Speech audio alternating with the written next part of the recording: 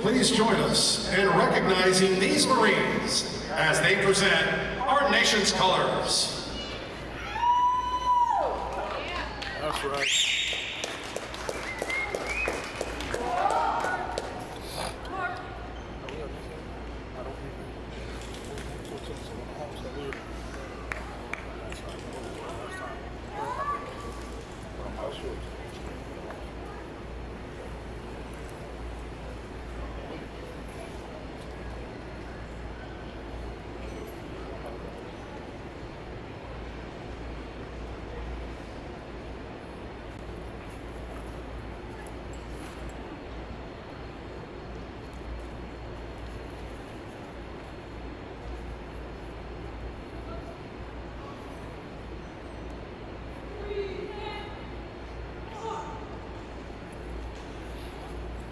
Now, to honor America and the men and women who have served before us, those who are serving now and those getting ready to serve, please direct your attention down to midfield and welcome in the soloist and vocalist for the Riverview Church Worship Team, Anna Sherlock.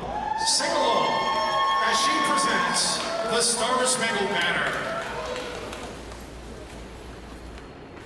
Oh, say, can you see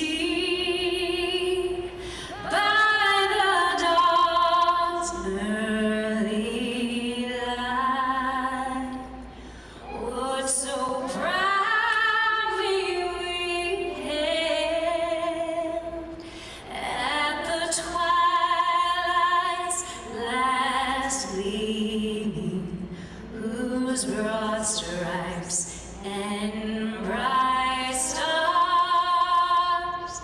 through the perilous fight o'er the ramparts we watched were so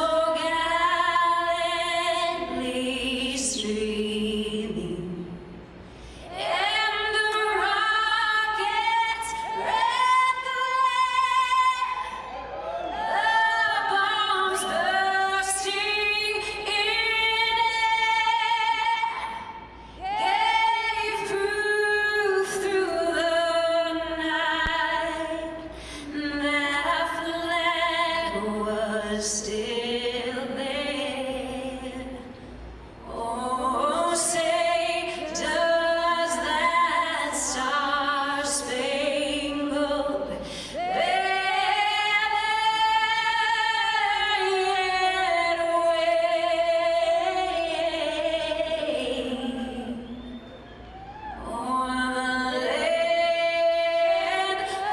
of the free and the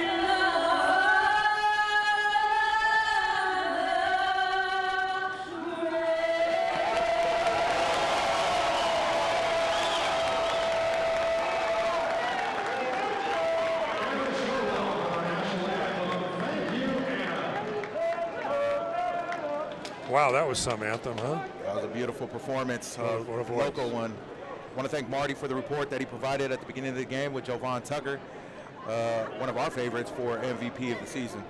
And so, as we mentioned here at Front Wave Arena, in Oceanside, California, we have two that are coming in, but then two that are out. That would include Devon Thurman as well as Kyron Beecham as two Oceanside locals. But in addition to that, there is a new Oceanside person that'll be representing, and his name is Jaden Bowden. And he looks to be added as one of the DBs today. That'll be joining Mr. Haney and Mr. Simeon Burns. And of course, we're really missing Tyler Kennedy, who had a bad injury a couple weeks ago. Probably not going to see him the rest of the season, unfortunately. And I know he's committed to going to rehab. He's had that injury to his knee before, so wishing him the best, of course.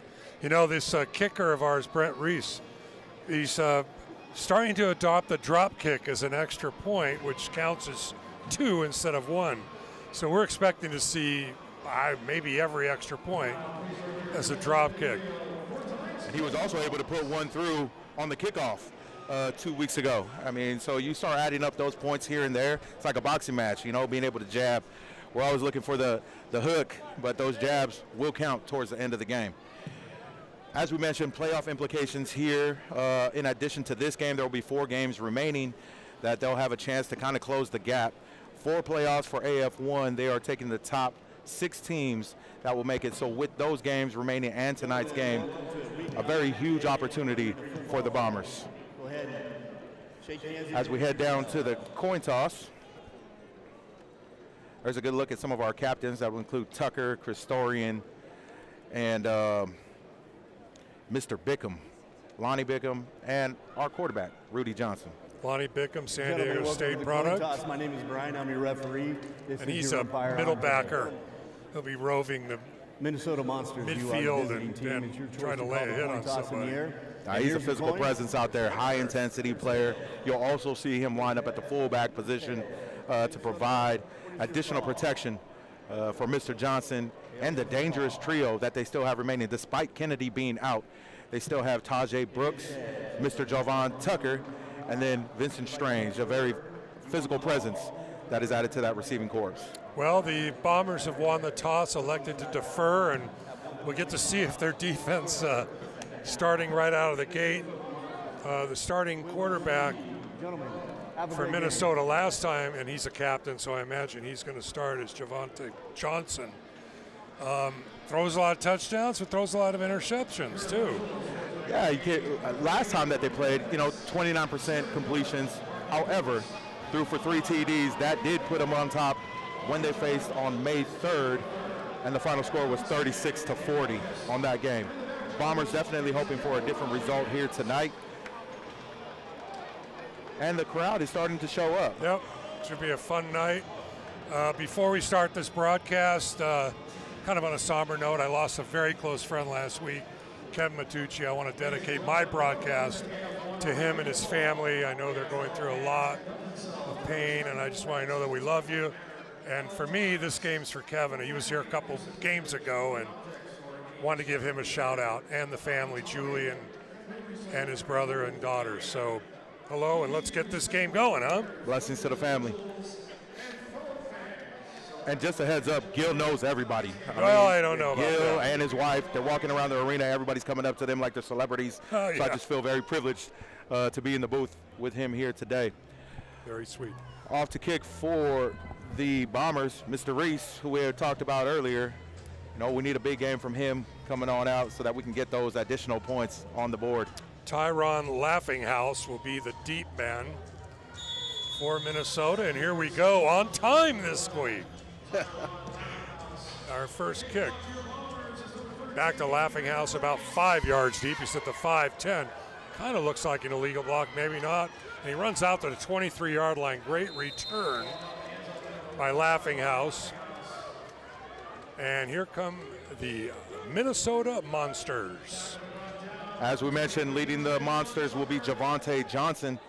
In the last game, they also had Mo Strong, number 23, that had 2 touchdowns for them. And They'll look to- Jamon Couch, a 6'5", 230-pound wide receiver.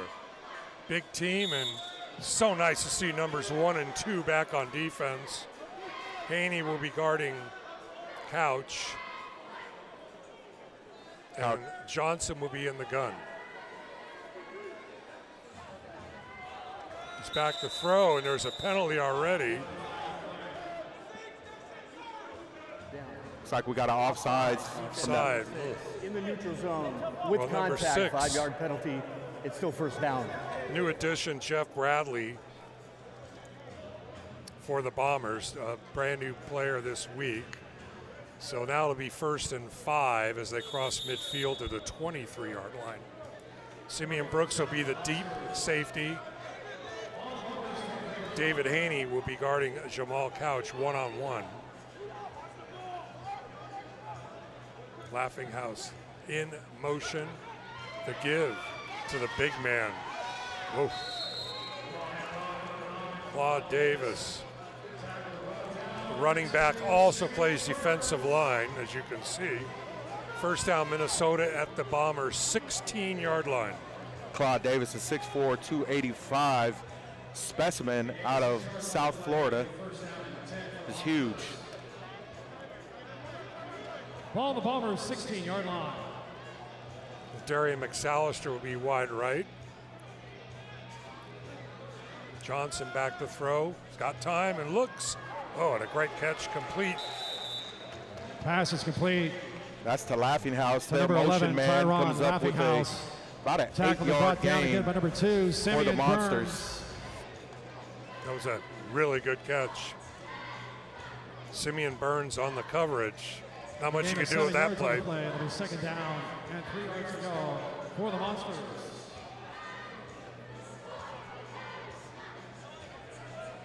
Claude Davis is taking the handoff. No, it's Johnson looking. He's got lots of time. Throws to the end zone, and it's caught for the touchdown. Pass is Haney was complete. there, but when an offensive player makes a play like that, To number 6, That was Jamal Couch, number Oh. 6. boy, they made 3 great catches on that one drive. They did. Not much of a rush that time, having a lot of time back there. Javante Johnson just comfortable in his pocket and able to get that off. Nice one-handed catch by Couch, giving them the first touchdown of the Haney day. will have against, he's giving up about Number 5 15, inches Aiden Johnson. to the receiver. Adrian Johnson is in for the extra point, and the kick is good. And how about their kicker is from San Diego State? How's that even possible? 12-16 left to play here in the first A quarter. lot of ties to San Your Diego score State here. on the Bombers roster. Lions field Interesting to at see a San Diego State The kicker Monsters 7 for the and Monsters. Bombers 0. Tonight's game is brought to you by Chris Ryan, the official realtor of the Oceanside Bombers. Serving Yeah, they got to Oceanside correct that rush over there on the and defensive side. Just Javante Johnson having all day to get that ball off. to 619. You can have the best coverage, but if they have all day, it makes it really extremely difficult to cover a guy for over 4 seconds. With Tyler Kennedy out for returning, Number 2, Simeon Burns. Jalen Tucker has been doing it. Javon Tucker. But now Simeon Burns is back on the field with the team, so he will take the kick. Simeon Burns, 5'10", 175 out of Chowan State.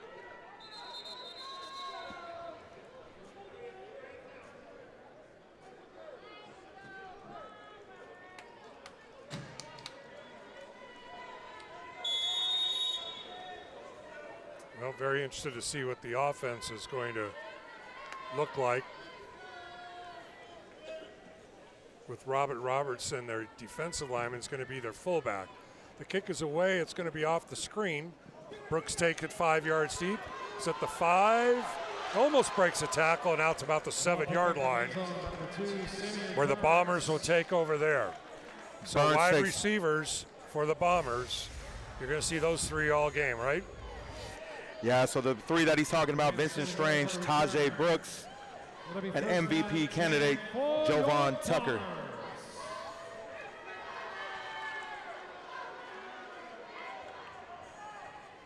Atuatasa is back where he wants to be, playing center. And as we said, Robert Robertson will be the fullback. Javon Tucker will be the man in motion, and there he goes. Rudy's back to throw. He's got time. He throws incomplete, just out of the stretch. And Rudy got hit hard on that play. Javante Haynes on the coverage for the Monsters. He's a new addition to their roster. And Claude Davis, who made a run on offense, put a lot of pressure on Rudy Johnson there.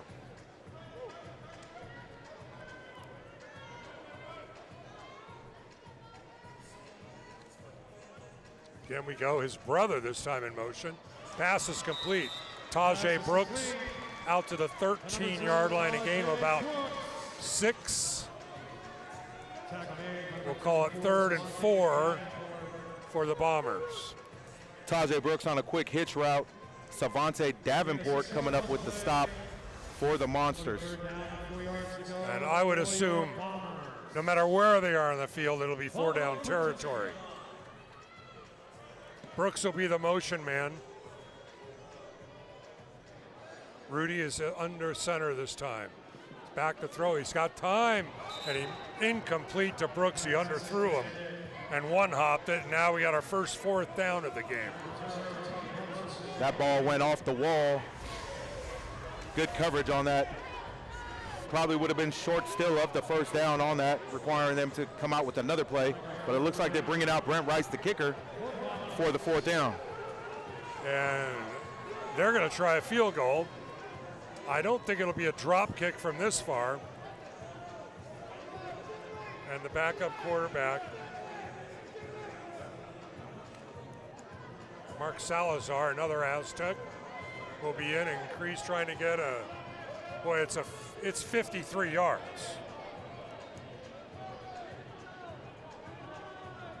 With a very small space to kick through. 9 feet.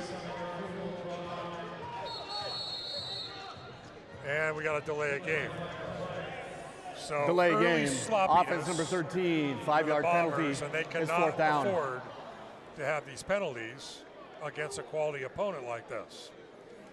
So now the kick is going to be, well, it's about as long as it could be. It's 50 plus the 7 of the end zone.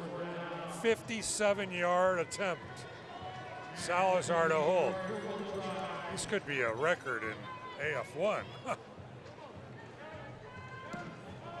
Partially deflected, or he might have made that. Anyway, the kick's back. All the way back, and not avoiding tackles. And a hold that looks like Delvon Barnell from Temple. Looks like they're going to bring it back, although I'm not sure if they needed that to take that penalty. And there's a block in the back right there, yep. So that'll back up Minnesota. In the last game, Delvon Return, Randall was illegal the block in leading the back. tackler. Return team number 1. 10-yard penalty. He It's also had 1st an and 10. interception in the last game. And as Gil had mentioned, you know, there was a delay of game that on the 4th down, and a lot of roster changes, you know, including Jeff Bradley that came onto the field. And so with the roster changes, creates confusion, especially on special teams. So Jeff Bradley, a late sub in, results in a penalty. The Monsters will start at the 10. All right, Johnson's back. The handoffs to Davis. Lumbering across, and he gets 11 yards. First down. Claude Davis with a nice gain. As we had mentioned, you know, there's not really a lot of running success that happens in AF1, but you'll see from this team that they do. They are able to put it on the ground and make some big gains. Exactly 10 yards, first down. Couch will be in motion. Throw. It's wonderful. I think that getting an audio feed. That pass batted down.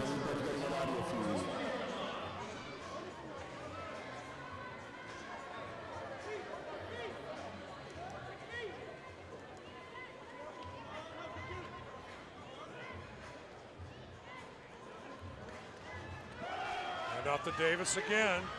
Plows ahead for Audio 9. That'll bring up 3rd and 3 All right, for Minnesota. let me come back to the truck and see where it's at, okay? I see it on the camera, so.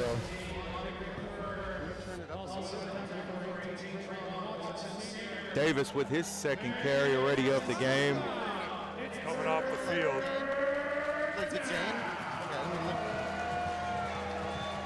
Able to get some big yards, brings up a 3rd and short for the Monsters. Laughing House will be the man in motion.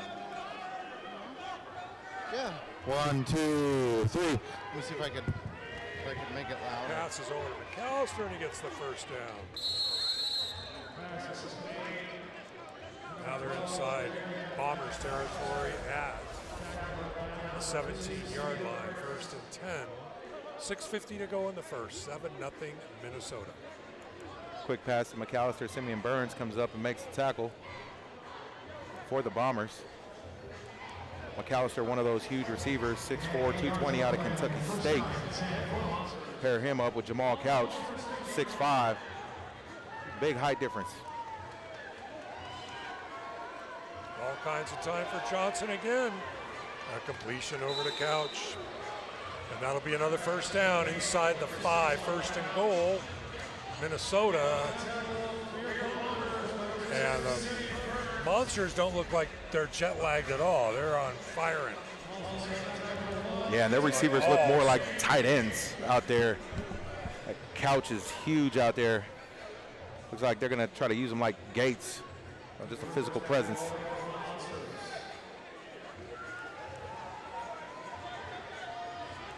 In motion. Handoff, Johnson takes it himself, and he walks into the end zone. Touchdown, Minnesota. Javonte Johnson looks like a tailback out there with the ball in his Two hands. drives, 2 touchdowns.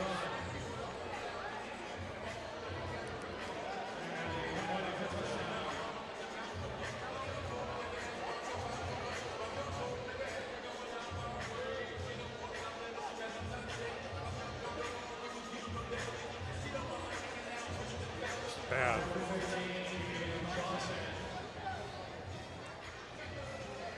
Johnson in for the extra point. The kick is good. 5:27 to go in the first. Quickly, it's 14-0 Minnesota. Score here at the AF1 Lions Greenfield at Frontway Arena. Oscars 14 and the Bombers 0.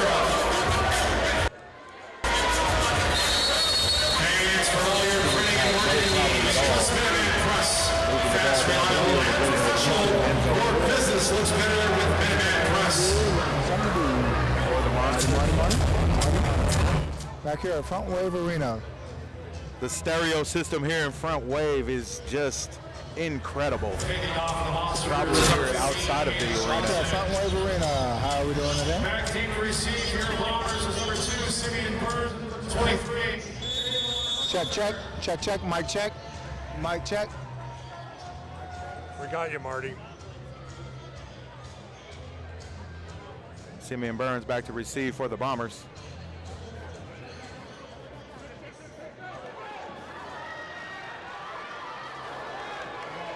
Ran over his own player, and Burns gets out to the 9-yard line.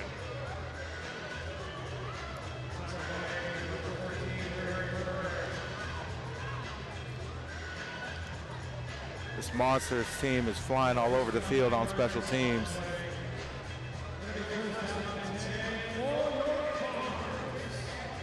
Looks like that was a laughing house on the tackle again. Very active so far in this game. Strange coming wide right. Brooks left. And Tucker in motion. And Rudy under pressure again. Heavy pressure coming that time from number 1, Chase. Hello, Hill. mic check. Just short. The intended receiver.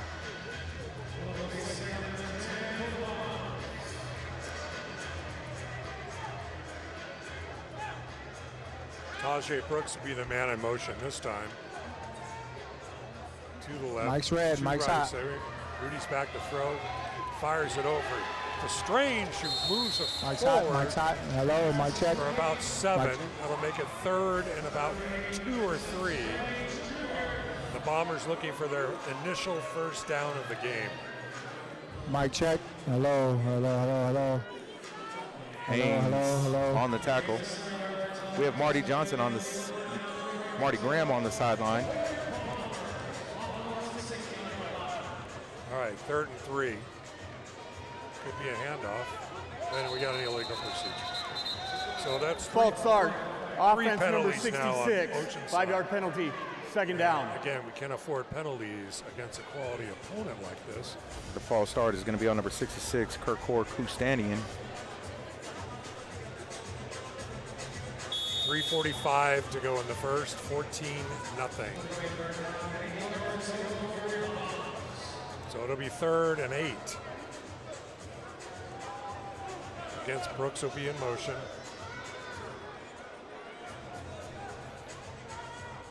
Three receivers are going left The throw is low again. And Rudy Johnson having all kinds of problems getting the ball and having enough time. So 4th down and 8.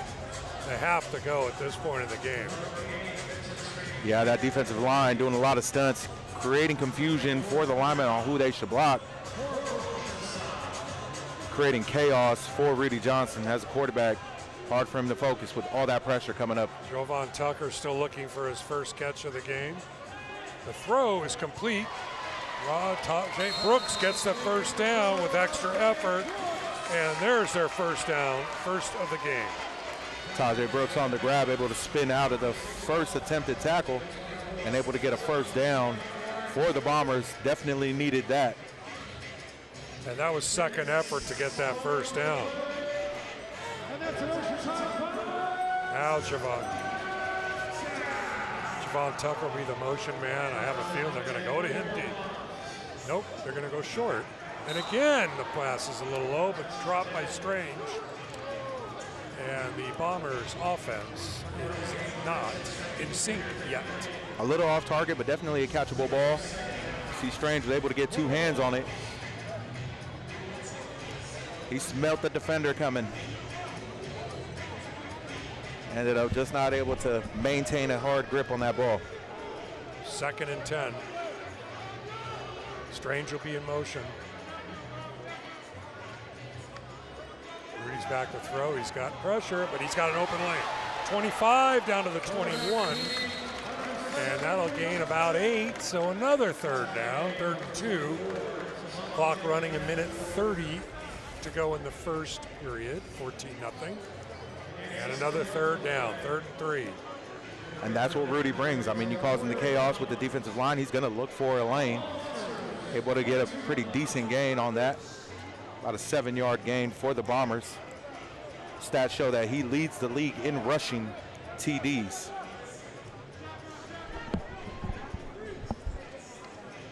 Tucker's in motion. There goes Rudy. Over to Brooks. Right at the marker. We'll see where they mark it. It'll be close to the first down. The ruling on the field is the runner was short of the line to gain it. 4th down. So it'll be 4th and about a half a yard. And 48 seconds to go. They'll have to run another play.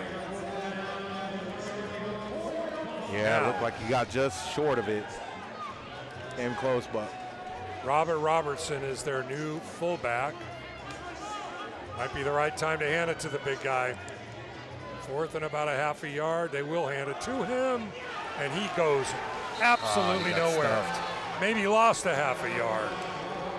And the Monsters will take over on downs. Looks like Robert Fuentes able to get the penetration Media timeout. over that left tackle. Oh, coming up just short of the first down. That's a tough break for the Bombers here early on. As the Monsters having no problem coming out and scoring on their 2 possessions. The Bombers stall out with their first 2.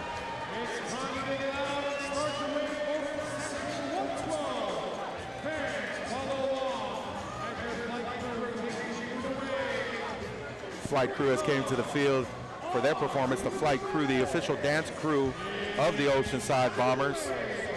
Getting a good look at them.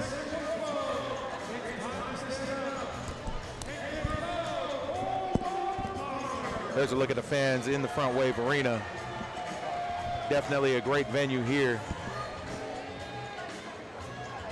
If you have not checked out a game here, make sure that you check out our next home game, which will be June 14th versus the Washington Wolfpack.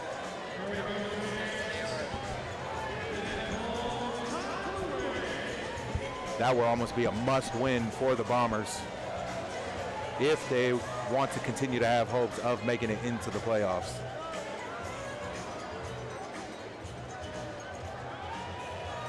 Somehow it feels like it should be 28-0 at this point.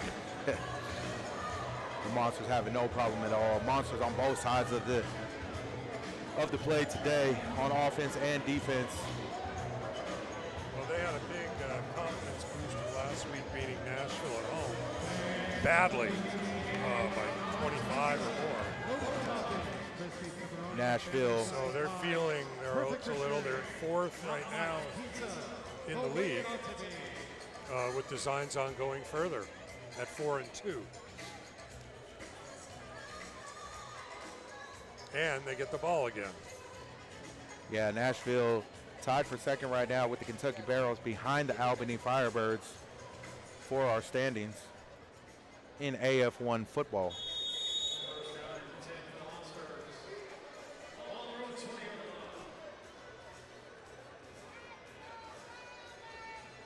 Laughing House will be the man in motion, and who's offside? Is it a free play? Yep. Long throw, and David Haney's back there off the wall, but the Bombers are offside. That's 4 penalties to none on the Monsters. Looks like Offside, defense. Jeff Number 6 Bradley. in the neutral zone at the snap. 5-yard penalty. It's first down. Bradley pointing to the left tackle, looking to see what the ref saw. False start for the new addition, Mr. Bradley. So 1st and 5, and that'll be the end of the first.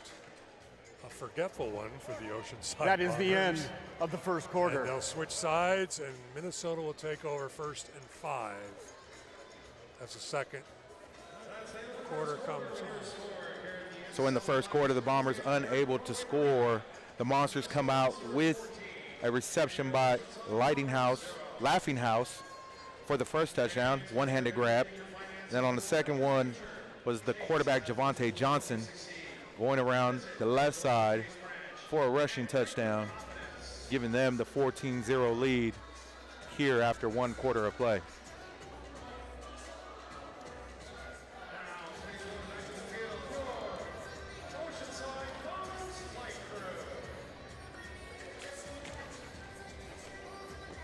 There's another look at the flight crew, official dance crew for the Oceanside Bombers.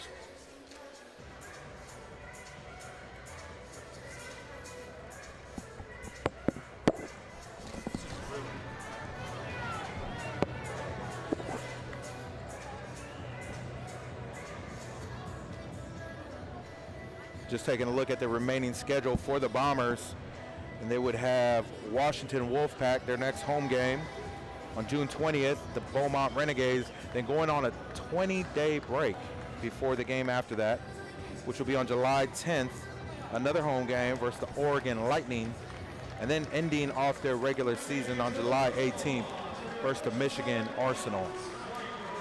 In Saginaw, Michigan. So the Bombers will have had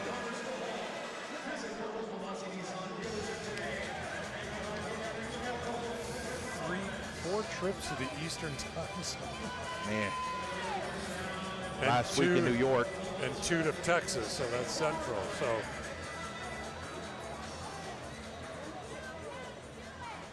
a lot of travel. I hope they invested in frequent flyer miles. exactly. So Laughing House will be the man in motion as he has most of the game. Johnson the back to throw. He's got some pressure this time. He throws deep for the end zone and off the seats actually behind the net.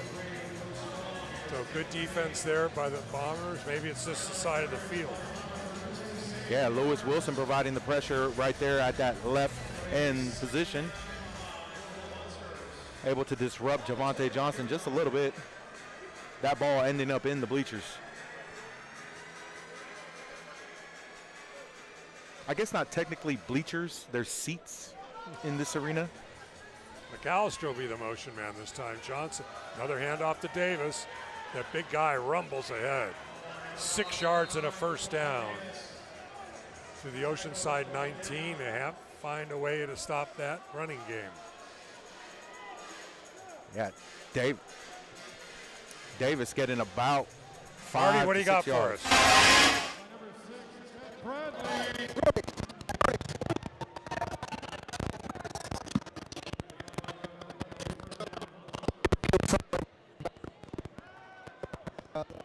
Bombers. Woody, what do we got to do right now? We're just making our adjustments right now. We see what type of coverage they're in. We see that we're stacking number 3, so we're going to make some good adjustments.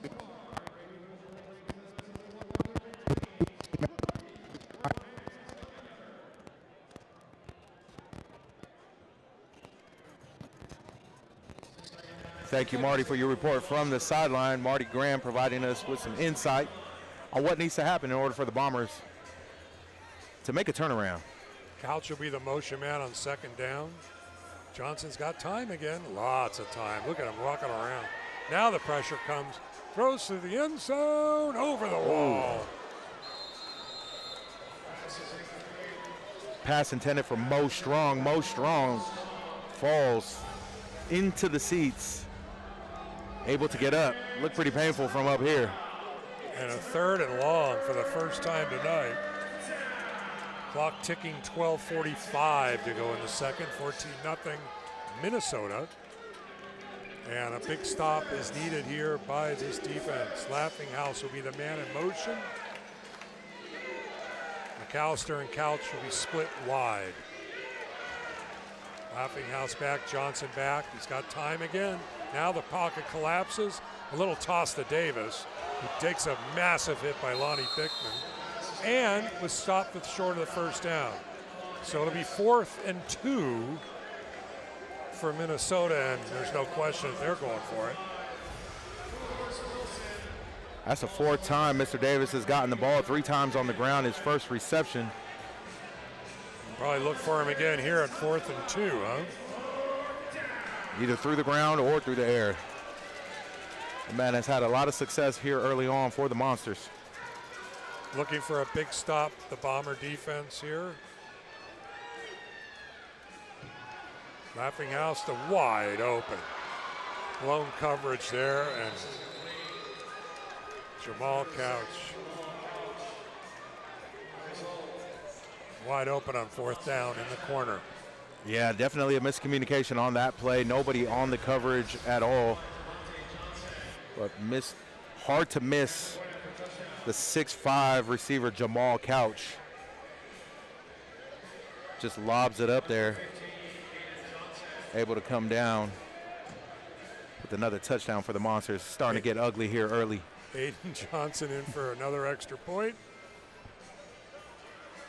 They're not drop kicking, huh?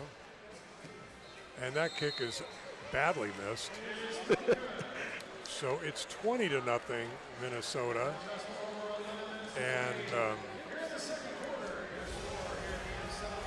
Bombers are in a kind of a desperate situation already with 11-11 to go in the half.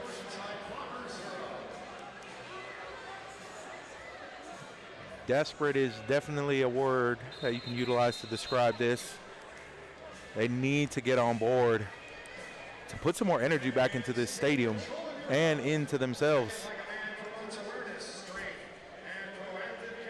Javon Tucker does not have a reception in this game, and the most valuable weapon they have. Got to get the ball in his hands, right? Yeah, Rudy Johnson just doesn't have the time to get it out right now. The couple of pass attempts he was able to get off, thrown short, and then one in the hands of Strange, and just unable to come up with that. They need those catches. One, to build confidence for themselves, and then also for Rudy to start to have belief in them to continue to go their way. Otherwise, Rudy should just start taking off and running. That has proven to be successful for him. Jalon Tucker is back, Javon's brother, off the net, and he takes it at deep, 8 yards deep, around the side at 10, 15, one man to beat. Fakes the kicker, there goes the other Tucker. Touchdown, Oceanside. The spark they needed from the other Tucker. We thought it was going to be a Tucker. We just thought it would be the other Tucker. Beautiful return. He found a seam down the sideline, and kicker had no chance, and there he goes. He hit that on the comeback, and it was a good job right there on not blocking in the back, yes, which you see very frequently. A block in the back ends up getting called back. But disciplined move right there by the special teams. And guess what we're about to see? The first drop kick of the evening. Drop it like it's hot. Shoot 2 points if he makes it.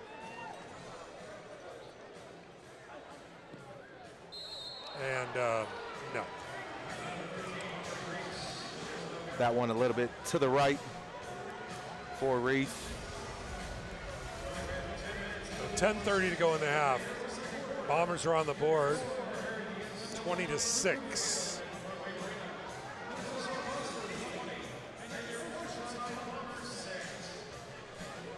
Jalen Tucker, the brother of Jovan Tucker.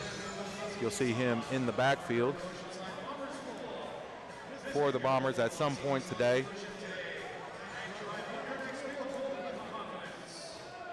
Also one of the returners for the Bombers.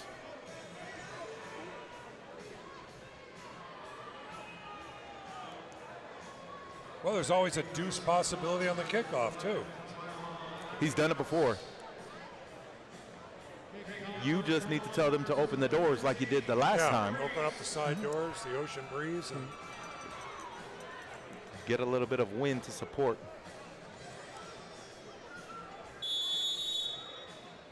Back to return is Laughing House for the Monsters. line drive kick into the crowd, under the goalpost, I believe. There's two ways. It either goes to the 5 or the 20, I believe. By rule, the ball will be placed first and 10 at the 20-yard line. Yeah, 20-yard line. You don't get the man an opportunity. And if it goes straight out, it goes to the 20-yard line. So a big break for Minnesota again. And now this defense, hands on hips, looking for some break for them. So if you take a look at these field goal poles, there's a slight gap underneath two of the larger nets. And if it goes in between there or anywhere into the stands, then it results in a 20-yard start for the offense. Hard to miss those two huge nets, though. Yeah. Laughing House in motion as he's been most of the game. Bob Johnson is back. A little bit of pressure this time, not a hold, and a long throw. Haney's there, intercepted. David Haney, that's what he's back there for. Goes up high and gets the ball. Another break for the Bombers, and it's great to have Mr. Haney back in the neighborhood. I mean, he's got 5 inches on Haney, and Haney outjumped him. How's that even possible? Great job spotting the ball in the air and making a play. Good timing for Mr. Haney. Kept himself between the ball and Jamal. The ruling on the field is a completed catch for a touchdown. Minnesota Bombers is challenging the ruling on the field that there was an illegal defense twist. Timeout on the field. Now, it wasn't a touchdown. I don't know what they're saying. And this has come back, this has haunted them. That happened to them 3 games ago. Evidently, you can't spin Correction, as a the line. ruling on the field is an interception. Yeah.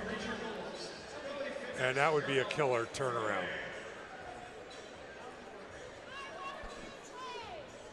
As they take a look at that, the white cap for today, Brian Bortness. And your back judge, Gil Rodriguez. Well, we don't get to see the replay evidently, but oh,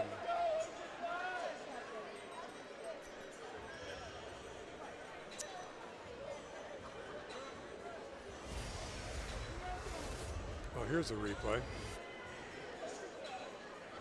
I don't know where they could call that. What a jump by Haney, huh? Great timing on that. If there was, it might be Robert Robinson that they're taking a look at, the only one that had a stunt on there.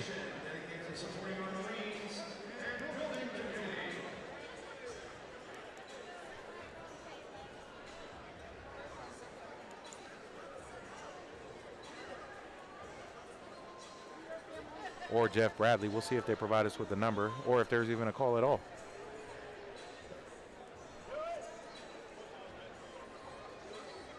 Still looking at the replay.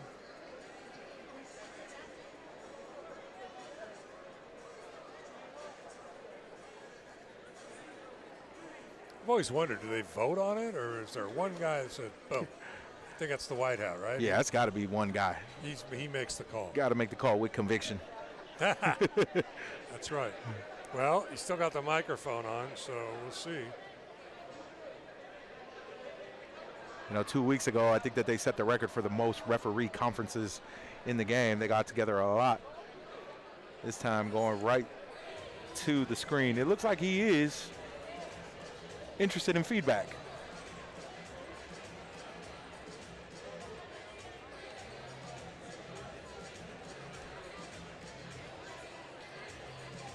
Well, the question is, are they even getting the replay? There we go. Nope. Well, I don't know if the Bombers know what's going on because they got offense and defensive players on the field.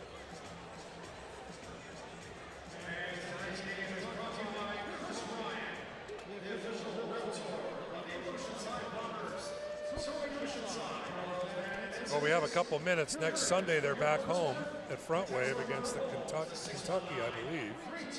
Washington Wolfpack. Washington Wolfpack. One of the teams that's down in the, we call the second division. Yeah, Washington has a 3-4 record right now. That would be one of the teams that they want to take out. Yep.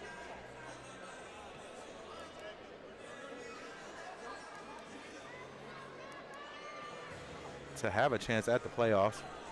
There's a good look at the fans. Yep, yep, yep.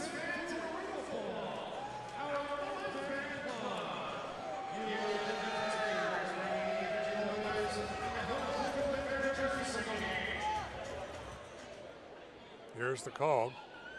After review, the ruling on the field of an illegal twist, number 95 on the defense. 5-yard penalty in the previous spot. It's automatic first down. Minnesota Monsters will win the challenge and will not be charged with timeout. Wow. Wow. Crowd's not happy.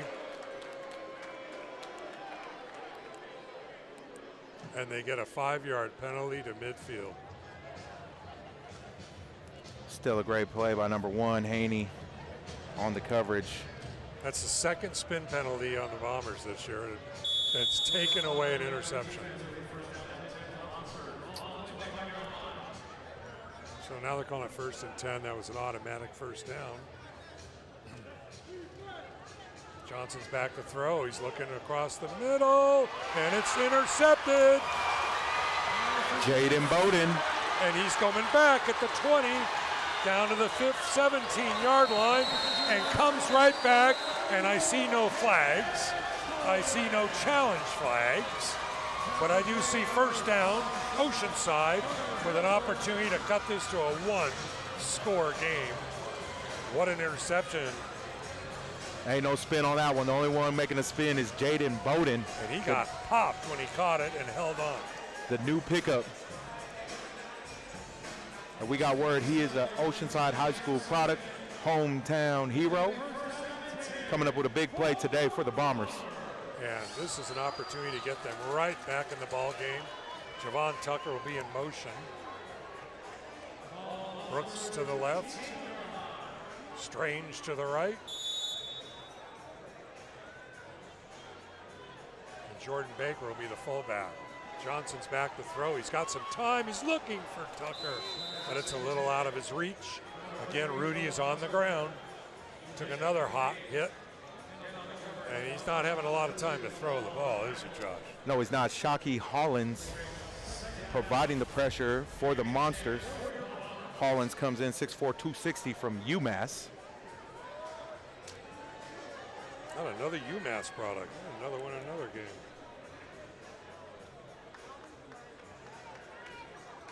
Brooks will be the motion man this time. Johnson's in trouble. He scrambles out of it. Now he's in trouble again. And he's taking off and down to the 10. Took a very funny step, but he's okay. And that'll make it 3rd and about 3. Johnson with a great pocket presence there. You'll see he comes out with a stiff arm, able to give just a little bit of space and turns what would have been a sack for a loss into about a 12, 13-yard gain for the Bombers. Be 3rd and about 3. Tucker's in motion, looking for his first catch of the game. Instead to Strange, the throw's behind, but enough for a first down. It'll be first and goal Oceanside from the 6. Nice catch there by Jalen Brooks. He makes a lot of good catches. Strange there with the popcorn route, just basically setting up in his route, able to catch that and get enough for the first down for the Bombers. 7:30 and click ticking till halftime. Javon Tucker will be in motion to the right. Johnson pitch back. Oh, and a swoop back, and he's down to the 4-yard line. It's Jordan Baker. Big guy made a little shift and a nice move there. Baker with that 1-2 step. You hear them playing it in the arena right now. Able to get upfield. Second and goal for the 3. This has been a troubled spot throughout the season for the Bombers. Inside the 5-yard line. 6:56 to go at the half, 20-7, Minnesota, but the Bombers are threatening. Tucker will be in motion to the left. All receivers on the left side. Rudy's got time. This time scrambles again. He's at the 5. He's in the end zone. Touchdown Oceanside. And they've cut the deficit to 7, pending an extra point. And that is Rudy Johnson's 9th touchdown of the year. That's the poison that Rudy Johnson will bring. Drops back, look like he's going to throw it down the field, able to find a gap, and then just hits the speed burst. Splits 2 defenders, is able to get in. 8 touchdowns rushing for the quarterback. Another drop kick opportunity. What do you say, Brent? Oh, geez, blocked. And returnable. And a penalty's down, and another penalty as he pushes the kicker, 99. Who is that? Brandon Hendricks on the wallop. Torrey Boyd took kind of a shot at the kicker. They threw a flag on that. I'm not sure that's a penalty there. The play wasn't over. So that should probably be offsetting penalties. And there'll be a kickoff. It's 20-12 Minnesota now. 6:08 and the Bombers are back in the ballgame. A kickoff return, an interception. So those are big plays. Here comes the call. The extra point is no good. Personal foul. Correction. Unsportsmanlike conduct, kicking team, number 13, his first of the game. That 10-yard penalty will be enforced after the kickoff on the succeeding spot. So how many times you get an unsportsmanlike conduct on the kicker? So once they kick off, they'll tack on another 10 yards for Minnesota. And this might be the best time for a deuce I've seen in a while. Or even a rouge. Let's get 1 point if we can. 20-12, definitely a different ball game than at the end of the first quarter, where I thought it was almost a wrap at that point. But that's the thing that you learn about arena football, is that it's never over. You continue to have opportunities. But he's not going to reach the net.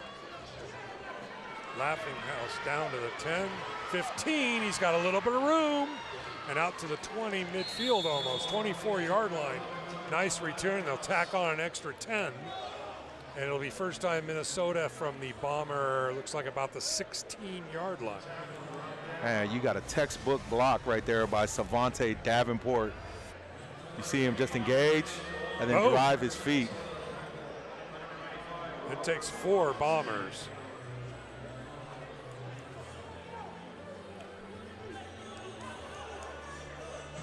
We're going down to Marty.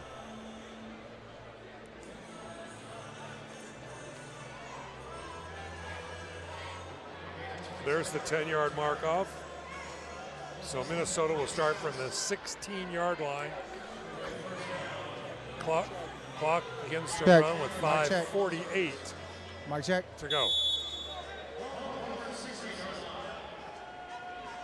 Marty Graham here with Jalen Tucker. Right after this play. Hold on. Marty Graham here with Jalen Tucker. Hey, that was an exciting kickoff return that you did. Sparked the team. Hey, that could have turned the game around. How do you feel? Man, I feel great. Hey, I just want to help my team win any way possible, and if I could do it by kick returning, I'll do that. I'm a team player. I'll help out in any way. That is definitely obvious, man. Good luck for the rest of the game. Go get them, get focused. Let's take this one home, baby. Appreciate it. Yes, sir. Right back to you, Gil. Second down and 7 now from the 13-yard line.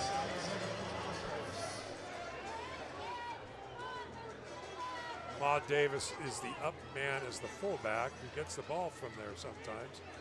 Lots of time again, a great completion. First down to the 4-yard line. Jamal Couch on the reception for the Monsters. Said his name a lot tonight. Jamal Couch. Looks like an NFL tight end. First and goal from the 5. 4:30 to go in the half. Clock running. Minnesota up by 8, 20-12. Javonte Johnson's played a very solid game at quarterback so far. And he's going to roll left and maybe run himself. He's at the 5 and stopped there at the 3. Good defense there, gang tackling him. Lewis Wilson in on the hit. Claude Davis providing a great block right here. Giving a little bit of space. I don't want to get in his way. You got to make a business decision when he's coming your way. Yeah. Am I going to take this or am I going to take out his legs? I might have to give my 2-week notice. So it's second and goal at the 3. Clock continues to run with 3:44 to go in the half. McAllister will be the man in motion. Johnson's going to hand it off to the big guy, Nine, but they're there this time. He screams ahead and gets to about the 1.5. So it'll be third down from there. And maybe closer to the 2-yard line. It's at the 2. Third down, 3:15 to go in the half. And these plays are kind of becoming big early in the game. Johnson will come behind center. I'm expecting Davis to get just a handoff. Nope, they go around the other side. Did he get in? Short. No call yet. Now they call touchdown. Ruling on the field. They were looking at each other to see who was going to make the call. That time on a jet sweep around the right side. That's close. And Cree Morris might be throwing out a challenge flag there. I don't know. Looks like he's making his way over there. He's reaching into his pocket. And out comes the challenge flag. And I thought we might see that. Well, that gets a stop of the clock for one thing, so when they get the ball back. But from that angle, I don't know. I mean, we don't have the perfect angle. It's at the near corner here. It sure looked like he got down. I'm not sure the ball crossed, but expect a long conference again. Oceanside Bombers is challenging the ruling on the field of a touchdown. Please reset the game clock to 2 minutes, 50 seconds. The wall is slightly in the way of our view of the call. But one thing you can definitely say is that there is no hometown cooking from this referee crew. No. I mean, they've never really, any time that it's come to a crucial call. Here comes the replay. Gotten it. Now, his knee is down. How I don't see him in the end zone. My mic went out. I'm dead. I don't know if we're even on the air.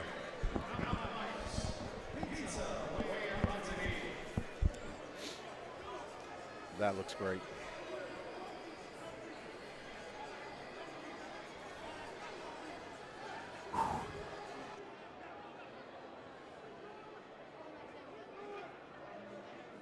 When it comes to movement, trust the experts. Help you recover from get back into the game with OSNC. Orthopedic specialist.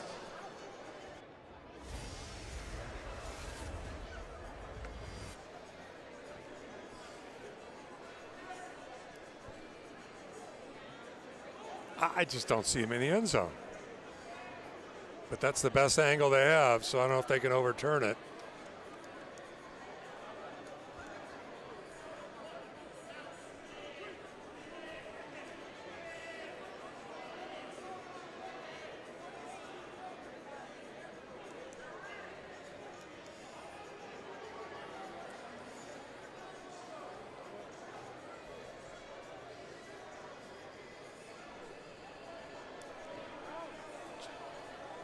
Can you tell them more? Yeah.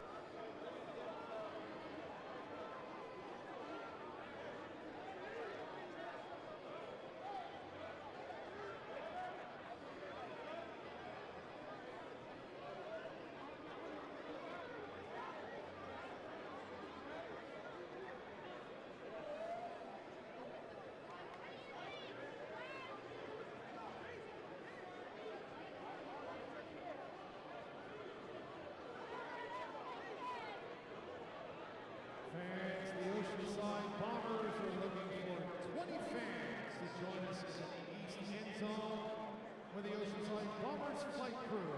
The halftime show to come on the field to join us for our band Hitler.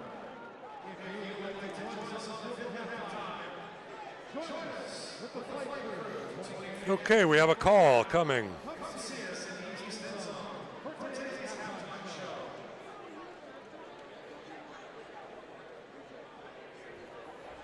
After review, the ruling on the field is upheld. Touchdown.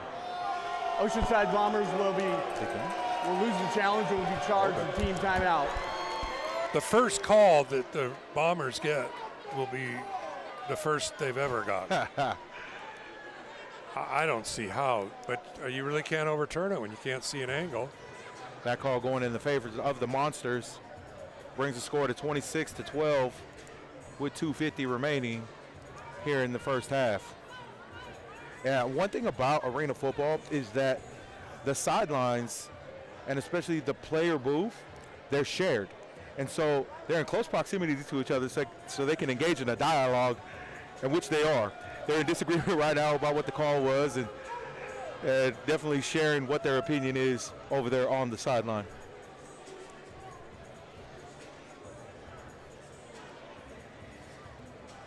All right, we're ready for the extra point. The clock will begin to run again. Although they're not running the clock like they should be, but. And the extra point is no good. So it remains a 14-point ball game with 2:45 to go in the half. So it's still close to a one-score game. Special teams leaving a lot of points unclaimed here tonight. A lot of missed point after attempts, which is why you see kind of the weird scoring, 26-12. There's not a lot of makes afterwards.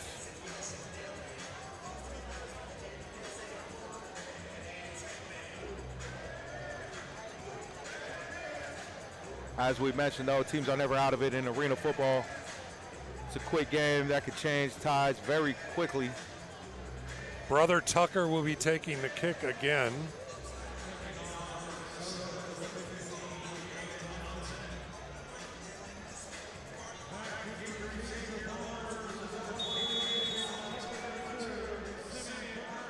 And again, it becomes a must drive to stay within touch of Minnesota. And the kick is away. It's going to be off the net, possibly. No, it's in the end. So that should come to the 20.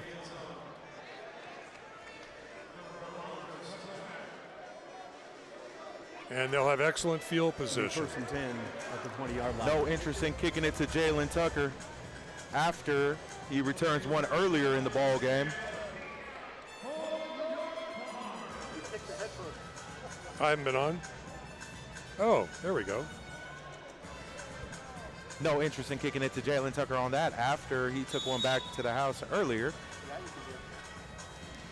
Got to thank my KOCT production crew for getting our mic and headsets working, and there's a lot of involved in putting on a game. I just can't even believe all the stuff they do. There is a whole lot of technology, and I can barely get my iPhone to work. Strange is in motion. Johnson's got time. Finds him and avoids the tackle and walks on in. Touchdown Oceanside. One play, one touchdown, and we're back to a one-score game. What a catch by Strange and a move. I mean, he had nothing but green in front of him after that move. Vincent Strange, what a pair of hands he has, huh? And get up right afterwards. You know, he hit the speed burst. Savante Davenport knew exactly what was going to happen after he buffed on the tackle. It was nothing but green in front of Strange. All right. Now, if you're a baseball player and you're 1 out of 3, you're doing all right. If you're a drop kicker and you're 1 out of 3, oh my goodness. Okay, well, that idea may have to be shelved for the rest of the game. They need to drop the drop kicks. Yes. Well, they're down by 8, 26-18. We got ourselves a football game. We do. Definitely a lot of life back in here. At one point it was 20-0. Now we're at 26-18. It'd be huge to get a stop and another point on the board as they head into the half. 1:49 to go until halftime.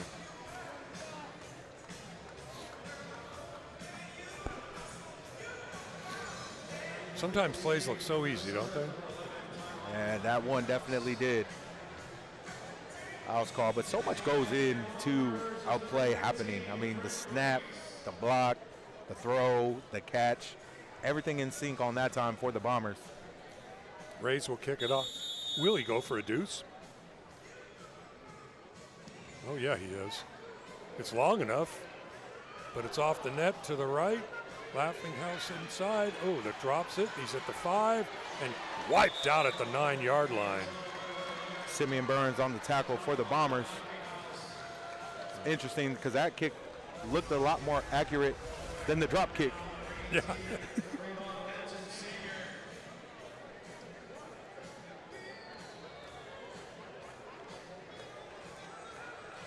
I think it's very important that this team stays within touch going into halftime. Minute 36 is a lot of time. At the 1-minute warning, the clock will stop on incompletes. So that last minute can take a long time too. 2 weeks ago, we saw a team get 3 plays off with 10 seconds on the clock. Laughing House will be in motion. Johnson's in the gun. Back to throw. He's got time. He's running at life. 15 out to the 20. Stops out of bounds at the 20. It'll be about a gain of 9. And that'll take us down to the 1-minute warning. Johnson decides to make a business decision. This is the he saw 1-minute Robinson timeout. on his way over All there. 1 Davis minute misses timing on that block. will be in place. Davis doesn't miss a lot. All video reviews will be Misses on initiated that by the block. on-field Devontae crew. ended up going Oceanside to the Bombers side. has And one they gave him 10 2 yards, remaining so he's got a timeouts. first down. Minnesota Monsters At the have 20. 3. Media timeout. From this angle, without a bias call, that definitely looked like it was short of a first down. We don't have a replay going on, but the spotting for the Bombers. Well, when you go to the wall as a quarterback and you touch that wall, you're dead. Or any player, you're out of bounds. So I don't know. Well, might be an advantage to keep it at a first down. Then they don't have second and inches.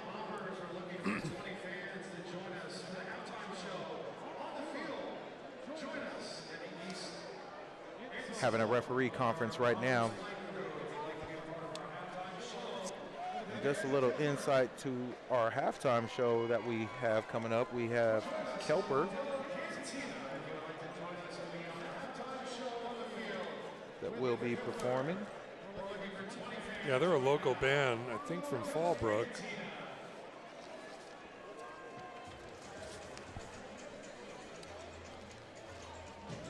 Local band from Fallbrook that will be playing during our halftime.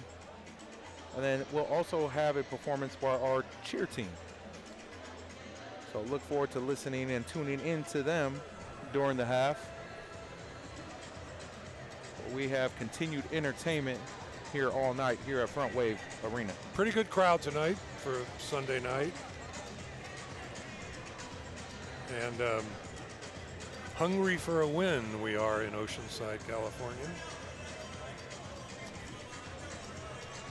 So as they migrate, Kelper is a local Southern California alternative acoustic rock and folk band based out of Fallbrook, known for raw, reflective songwriting and energetic local shows. They regularly perform at North County in venues and community events. So if you hear what you like, feel free to reserve them for your upcoming event.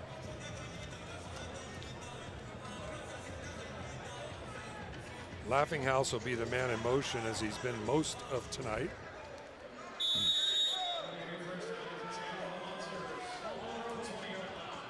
Claude Davis is in the backfield with Johnson, and Davis gets the handoff, and he doesn't have much place to go at all. Gain of about 1. Clock continues to run with 52 seconds, 2nd and 9. Minnesota's in a hurry-up offense, no huddle. Davis had their number early on, able to get a stop there. For the Bombers was Jeff Bradley, their new addition there at defensive end. 34 seconds, clock moving. Johnson's back to throw. He's looking long, looking deep. He's got him beat. Oh, and incomplete. That was a great throw by Johnson. Pass was intended for Couch. And just out of his hands. David Haney almost got burned, but he was close to him. But the throw had to be perfect, and so did the catch. So now we're 3rd and 8. The clock stops. Couch with the missed opportunity on that one.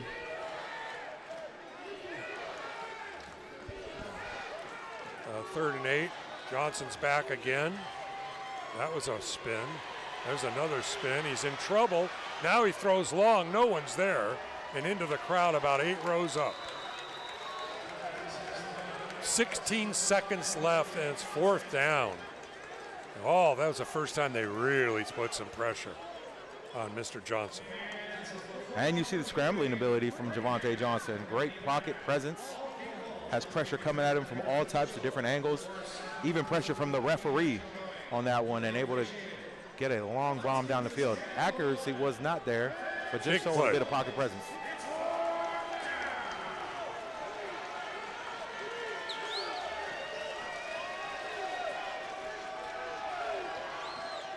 Johnson's back to throw on the 4th down.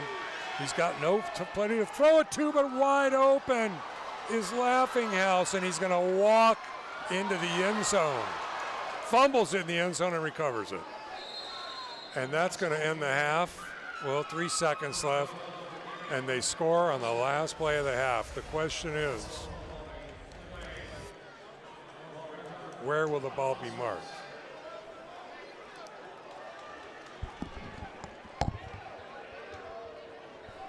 Laughing House. Hit the wall, so he probably was out of bounds. Simeon Brooks stripped that ball right at the goal line, too.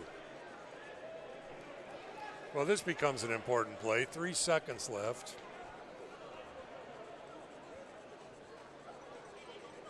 And another official conference.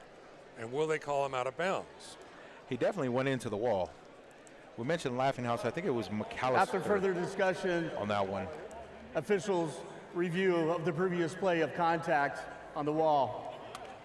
Well, according to this angle, again, it looked like he hit the wall at about the 13-yard line. So will they get a call? My memory suggests that his hand and body hit the wall. That's all it needs is a hand. Yeah.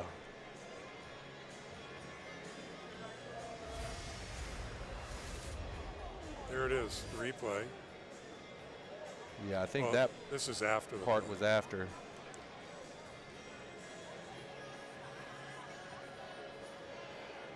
Wow, what a play by Brooks. So he was definitely lost the ball before the goal line.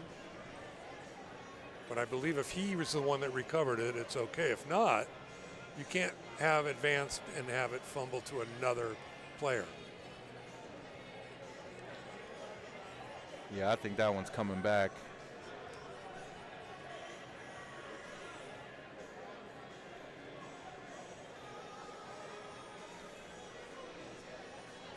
Hopefully they were able to get a full review of the play. Yep, they're backing him up. to about the 16-yard line, and they're going to put 11 seconds. Well, I don't know if it took 8 seconds to get from there to the goal. After the officials' review, the runner was contacted against the wall, and by rule, the ball became dead. At the 16-yard line, please reset the game clock to 11 seconds. The game clock will start on the snap. Well, that's going to give them time for 2 or 3 plays for sure.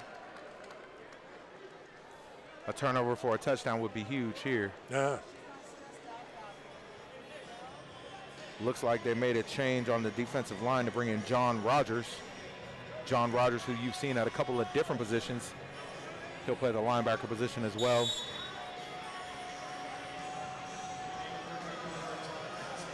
All right, here we go. Johnson's back to throw. A lot of pressure. Out of bounds again. 3 seconds to go. They try to chest Jaden Bowden on it. Jaden Bowden on the coverage. Pass incomplete, intended for McAllister. Johnson scrambling ability. Let's play it.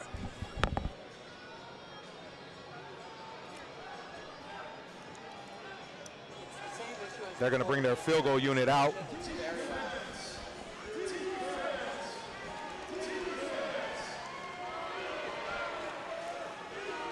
Looks like they have a little bit of confusion on the Monsters' end getting set up. Timeout. Oceanside Bombers.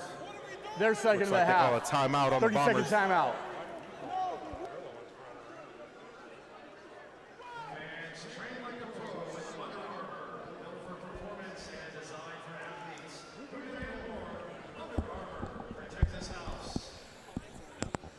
Bombers might have saved them from a delay of game as there was personnel confusion.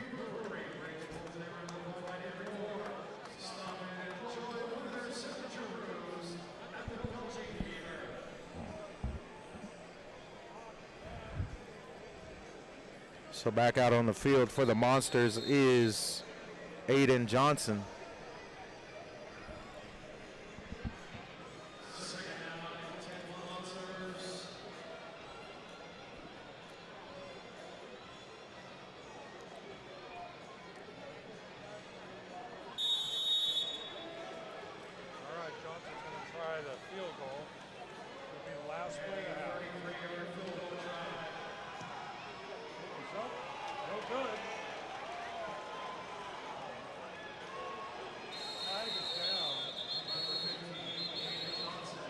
Not give an opportunity to receive it. There's flags on the field.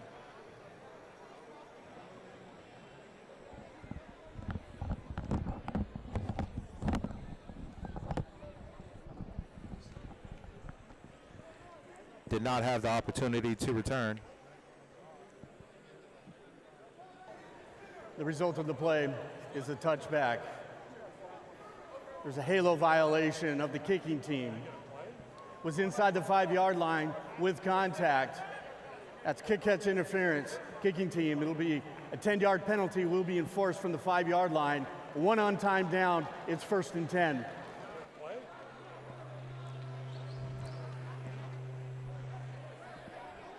Looks like they will get 1 play remaining.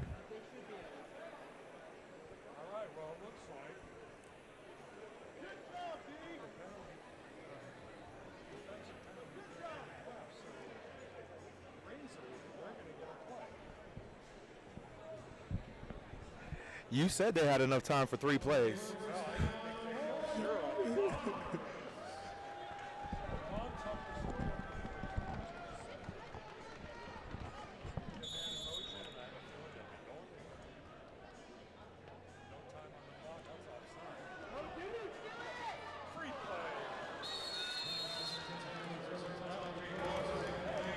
That is the end of the first half.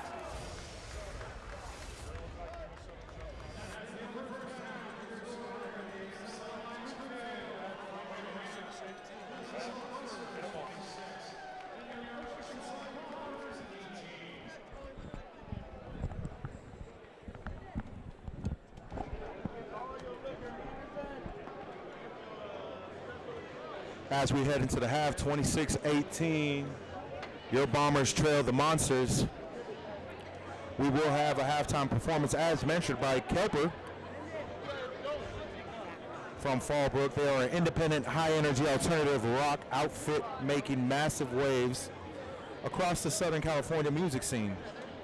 Fresh off their hit independent singles, Flowers and A Million Miles, they welcome Kelper to Front Wave Arena. Their latest releases include A Million Miles and Flowers. And you can find their music on Apple Music or on Spotify. They also have social media updates on Instagram and on their Facebook so that you can keep up to date with all things Kelper band related.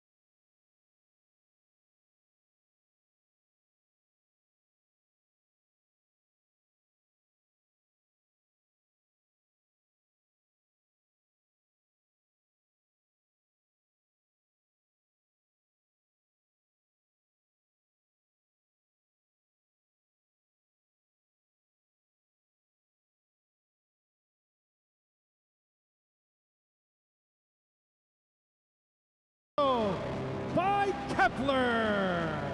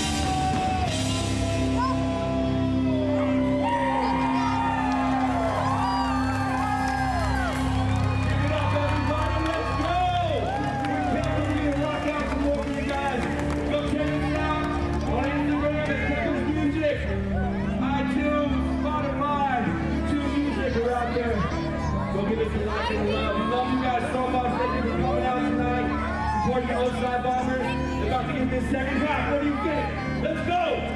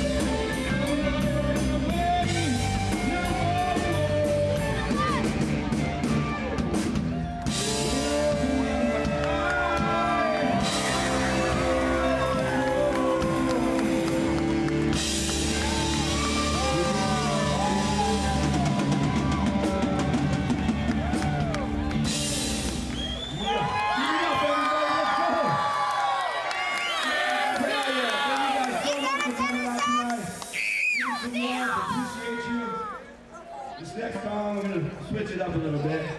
Give some of that SoCal reggae vibe. This song is called Blindside.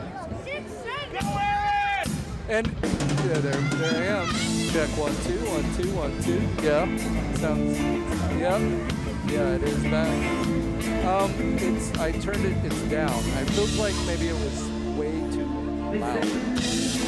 Like it was overmodulated. Even now, it feels like it's flipping. Right. Is channel 3 the only thing that's on this mixer? Yeah.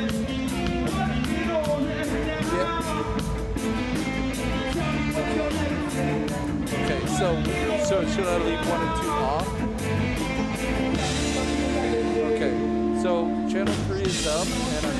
myself, and I'm hearing, I was hearing the truck there. So, okay, I don't know what it was, but.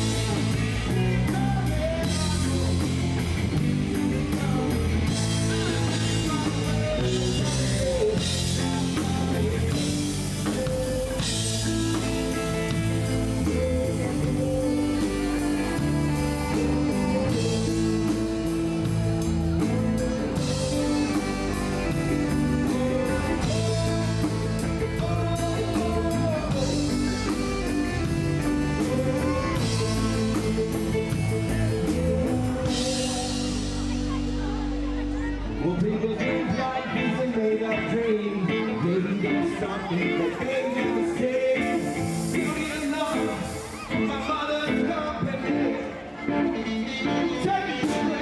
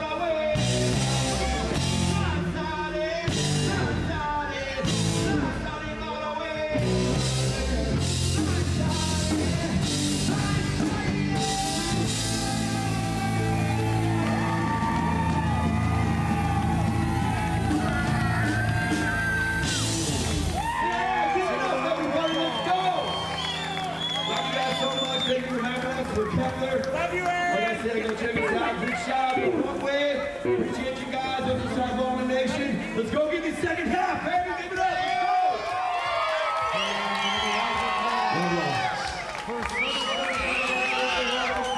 Let's go! You guys killed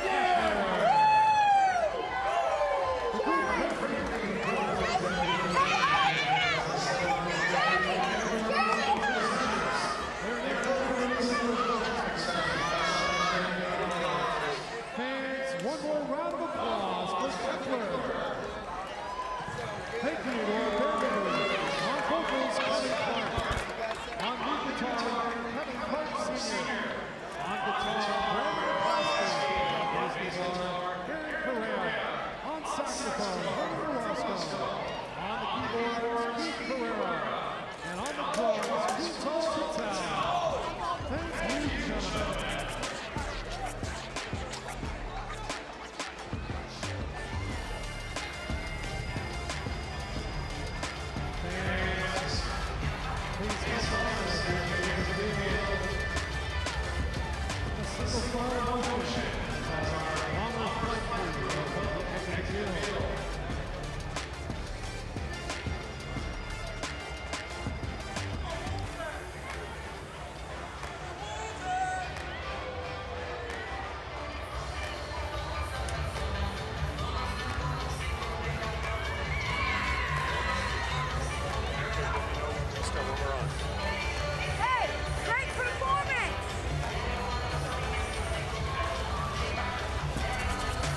Well, guys, we're back for the second half. That was an entertaining halftime.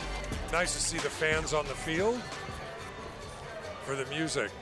Well, we got a second half for the Bombers. We'll get the ball back first because they deferred. And one-score game. Yeah, and so huge for the Bombers was that play to Strange that I think changed the tide. Rudy Johnson had a rushing touchdown, and then we also had that return by Tucker. The one that we thought was going to be getting off, Jovan Tucker, hasn't really been too involved here early on, and we look for that to change here in the second half. Absolutely. For the Monsters, Couch, their big receiver, went up and got 2 TDs. Javante Johnson, their mobile quarterback, also put one in. And then we had one that got turned back by McAllister, and that was a great call. He actually went out of bounds. And so that leaves them with an 8-point lead. Yep. And very doable here in arena football. Well, I think we're going downstairs to Marty Graham in a moment. And looks like he's got Coach Jerry Garrett with him. Jerry Garrett, another Oceanside product. And one heck of an arena football player, too, let me tell you. Well, I see Marty down on the field. Marty? Welcome back to the field. Check. Can you hear me? Can you hear me? Can you hear me? Can you hear me? Okay. And we're going to throw it down to Marty Mic check, Graham mic on check. the field. Mic check. Okay. So we have to take a look at the teams back onto the field. Got the Monsters and the Bombers back on the field. We had the halftime performance by Kepler Band, a local band out of Fallbrook. Pretty good band. And brought all the fans onto the field. Hello, for hello. a Mic live check, mic check, performance mic check. Here with onto Jerry the Garrett. field. Here with Jerry. So it was great to see at a performance by the Flight Crew, which is the Bombers' official dance crew. And the Bombers looking to take advantage of the first possession as they come out after the first half.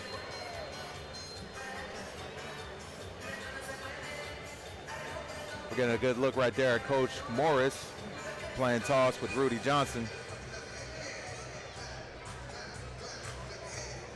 And then we will be tossing it down to Marty for our sideline report. I'm here with Jerry Garrett at Front Wave Arena. We're at halftime. Jerry, this is Cancer Awareness Month. Tell me what this month, what this game means to you, what this ball means to you. Well, this ball was signed by the team for me surviving. It chokes me up, but yeah, I'm a cancer survivor, and the boys signed it for me, so it's love. Well, that's powerful, man. We draw a lot of inspiration from you, from survivors like my sister Deidre, who lives in Arizona. We want to give a shout out to you, saying that we draw from your perseverance, from your strength. Yes, and sir. so we want to thank you, man. Appreciate Keep being an example for the boys. Thank you. Keep doing what you're doing. Thank we you. love you, man, and we We just love want to say that we're glad you're still around, brother. I appreciate you. man. Thank you so Right. much, Marty. Back to you, Gil. All right, thank you, Marty, and thank you, Coach Garrett.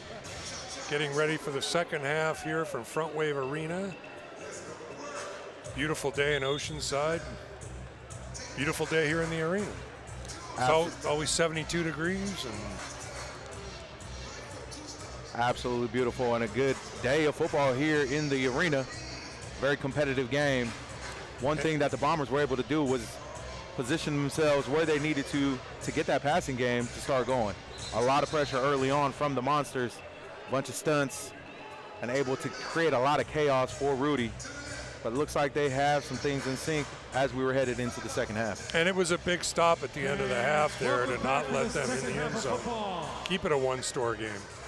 The Monsters will take off the football. And as we mentioned, the two defenders that hadn't been paired through the entire season since game one are now back in action, Simeon Burns and David Haney. And they've made a couple plays already.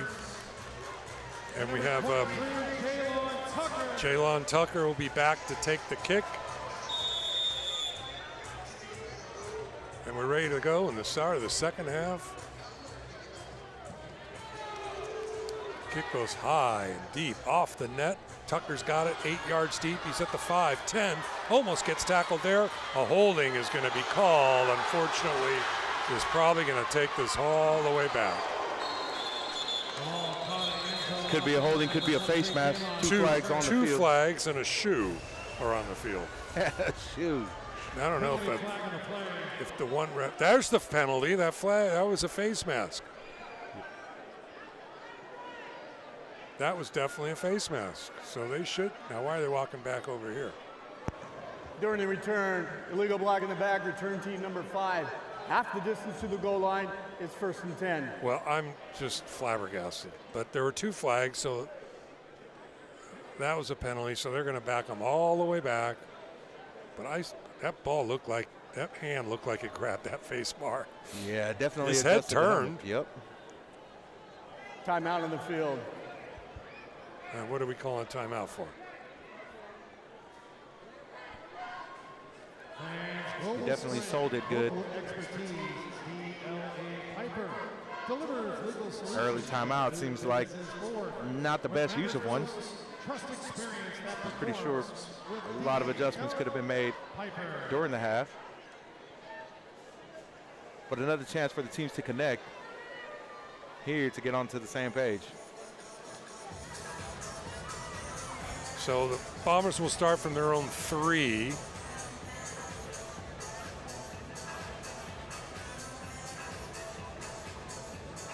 A little background about the coaching staffs for both sides. For the Minnesota Monsters, led by Darren Clark, their defensive coordinator, LaRoche Jackson, special teams, Jason Howard. For the Bombers, defensive coordinator, Tim White, O-line coach, James Gilmore, wide receiver coach, who we heard from at the half, Jerry Garrett, and defensive back coach, Will Tate, anchored by head coach, Cree Morris. Will Tate and Cree were roommates at San Diego State when they both played in the early 90s. I'm sure the stories they have to tell. I remember in my college room, there was a whole lot of Monopoly and dominoes being played during that time. Tried to get my kids involved in dominoes. They thought that was the most boring game.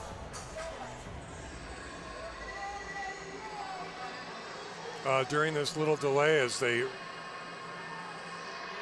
repair one of the dashboards.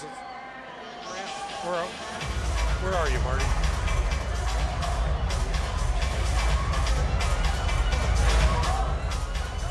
I think you have to do offensively, defensively.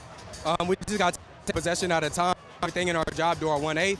At the end of the day, if we go ahead and we stack up enough good plays, we're going to come out with a win. That's all we got to do is slow it down. Man, just to see you guys fight, man, just a testament to how you guys are, who you are as a team and as a community.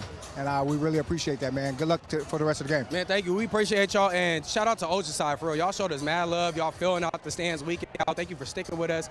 I know the record doesn't reflect, but we're going to change that. Thank y'all for y'all dedication. This is all to y'all. We love y'all. We appreciate y'all. Hopefully we're going to come out with a win today, and then we're going to move forward. We're going to get to playoffs. We love y'all. Thank y'all. From San Ysidro to Oceanside, come out. Let's support. Go Bombers. Back to you, Gil.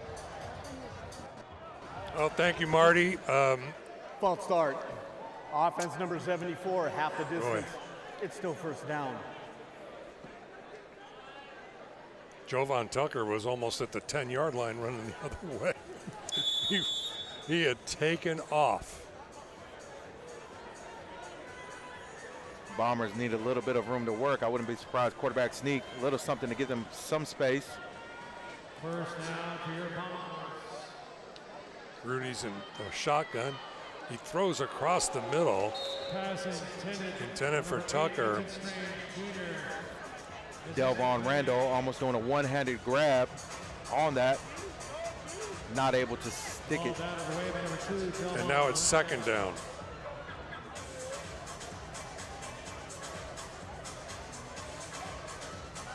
It'll be 2nd down, 12 yards to go for the Bombers. All right, 2nd down. First drive of the second half. And the Bombers are backed up at their goal line. Rudy throws it to Vincent Strange, who avoids one tackle but not the second. Gets out to about the 7-yard line, and that'll make it 3rd and about 6. A lot more for the breathing room. Bombers. Yes, got out of their end zone at least. They were at the 1-yard line. 2nd and 12. 3rd and 7.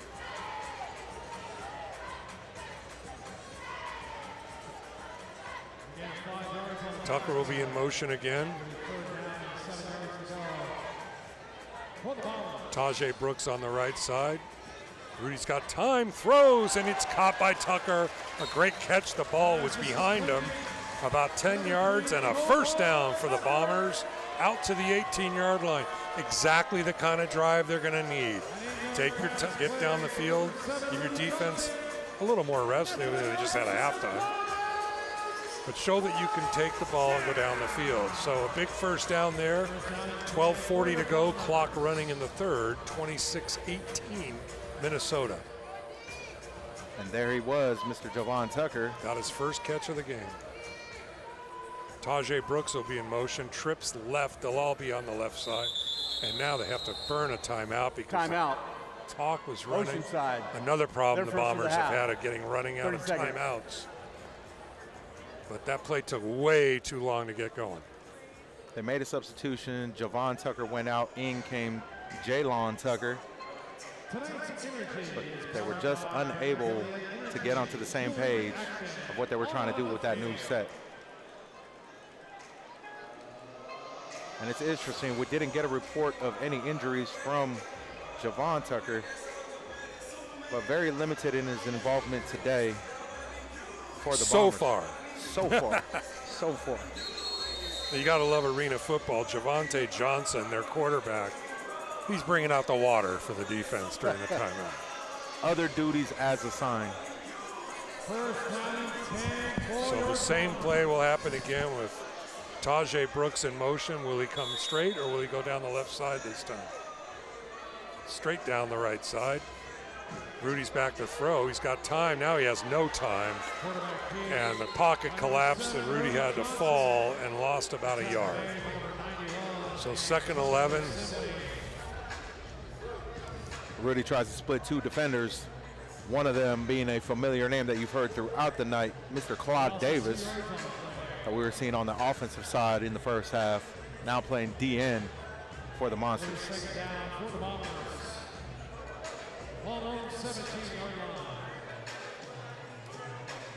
Ekamuni Ayatasi is the center. Here comes the pressure again. Rudy's throwing deep. He's got Strange again. What a play by Strange, and he's in the end zone.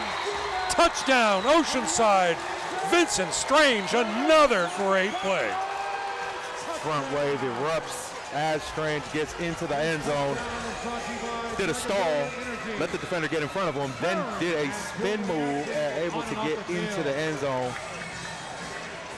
Vincent Strange basically said, get out of my way. And guess what? A drop kick will tie the game if converted. And this I had is to what put they the drew up. comma if converted. Salazar, the backup quarterback, will hold, but they will not try the drop kick this time. And what is it, this flag? Another delay of game? game. Oh, my Offense, number goodness. 13, 5 yards. That seemed like that time went quick. Try. Well, now the drop kick is out of the question. Anyway. So it'll be a 5-yard mark off. And now the field goal or extra point will be from the 15-yard line. So 23 yards with the 8-yard end zone.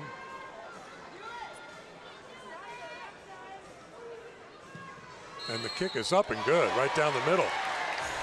So the Bombers from 20-0 down have outscored them 25-6 and pulled within one with 11:02 to go in the third. Minnesota 26, the Bombers creeping closer, 25. 1-point ball game here at Front Wave Arena. Definitely looks like there's more people now in the stadium, at least a lot more energy now that they brought it into within one. Reese getting set to kick. We got to wonder if he's going to try to put this one between the two to get some more points on the board for the Bombers. Well, and take the lead. And take their first lead of the ball game. Now they have to close the doors because he's kicking into the west side, so we don't want the...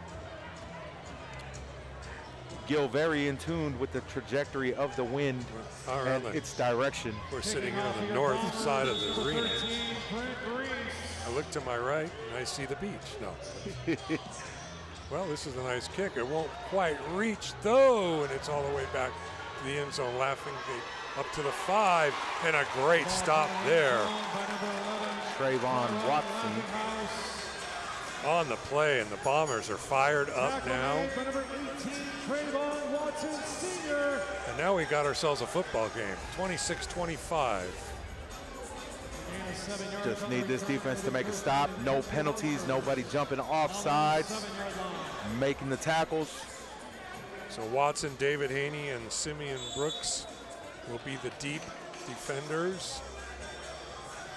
And Devontae Johnson, who's had a stellar first half, has Couch, Laughinghouse, and McAllister. Laughinghouse will be in motion straight down the field. Johnson's looking deep. He's trying to find.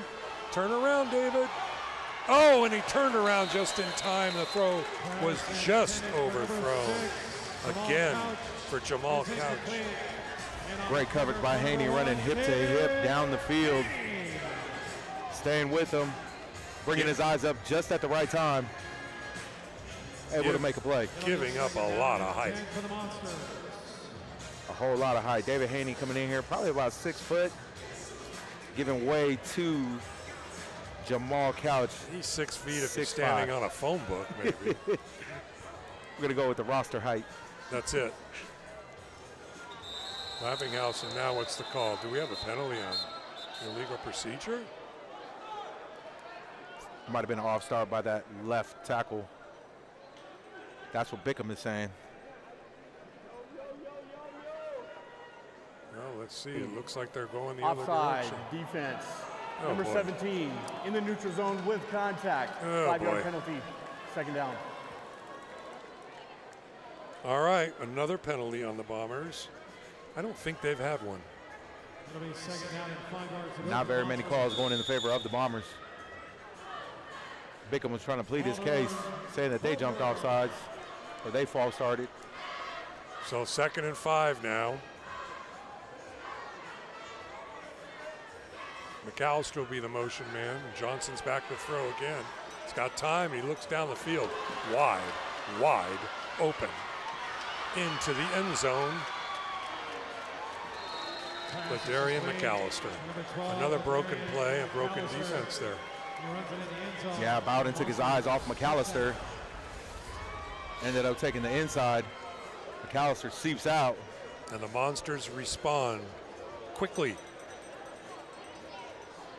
And go back up by 7 pending the extra point. Pass play by number 5, Devontae Johnson.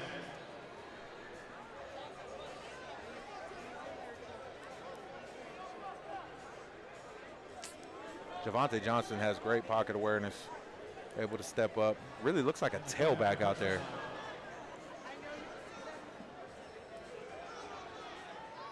The extra point is blocked.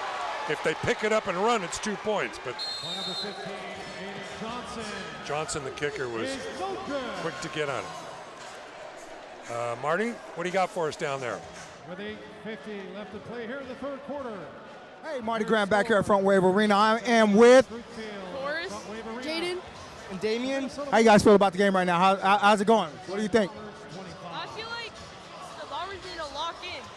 Yeah, same. It's going good. Like we just need to play harder. We need to get in their back line. Do you guys know how huge that block is? Now that puts us only down by 7. That means if we score, we just need to kick a field goal and let's send this thing into overdrive and pull this one out. What do you guys feel about that? Got to do it. Hey, where'd you get that 9th man jersey from? I am actually a part of it. So the main guy, he made it for me, custom made. So yeah, come support the 9th man up there at the booth. Catch us up there. Catch us at the Front Wave Arena. Let's get a Go Bombers on 3. 1, 2, 3. Go Bombers! Back to you. Thank you, Marty. The kickoff is out, off the net. Tucker fumbles it, now picks it up inside the 1. He's at the 5 and gets crushed there by entire group of Monsters. So the Bombers will take over on the 5-yard line, first down, and a 7-point game. This is as close as they've been since since we sat down and parked our cars, really. First on the scene for the Monsters was Robert Fuentes, and a host of Monsters there to support. First down, 10 for the Bombers. 8:22 to go in the quarter, 32-25 Minnesota, 7-point game. Officials timeout. Another timeout on the field. We got looks like the yard markers ripped apart. Now they got it back. And some of those bobbled returns end up in the biggest returns. Yeah. Like special teams tends to take their foot off the gas after they see the bobble, just kind of predicting that somebody else is going to make the play, and it results in a big play.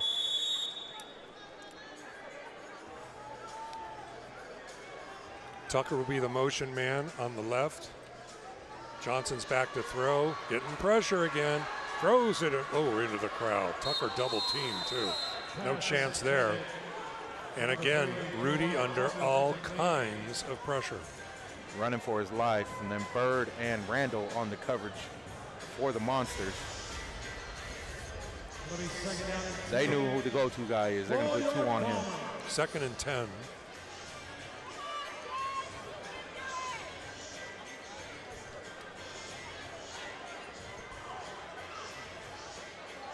Vincent Strange is the man in motion. He's been kind of the go-to guy. The pass is way underthrown to Strange. And the play was not there. It's 3rd and 10. Rudy'd like to have that one back. Yeah, it looks like Rudy thought he was going to do a comeback on that. He ends up just sitting down and goes right behind him. Tucker will be the motion man this time, left side. Tajay Brooks right, Strange left, Johnson back to throw again. Turns around again, miscommunication. Tajay Brooks was headed down the field and he threw an out route. Lucky it was not picked. And now it's 4th down and Cree Morris has a decision to make on his own 5-yard line. And they're gonna kick. And this is kind of more like a punt really, which is not allowed in arena football. But they certainly don't want to give Minnesota the ball on their own 5-yard line. And that was 2 bad miscommunications right there. Rudy Johnson looking upset as he walks off the field. Definitely not in alignment with his receivers on that possession. Second halves have not been the friend of the Bombers so far this year, but 7-point ball game. Almost 2 totally different teams from the first half to the second half. Great starts to a lot of their games. Second half just unable to finish.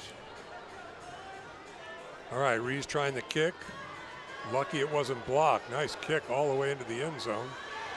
Back goes Laughing Gate. He's at the 5, and he's wiped out there by Tucker and Johnny Rogers. And that really had the effect of a punt. But there's a flag on the play. Is there a roughing the kicker? Reese slow to get up. The flag is by him.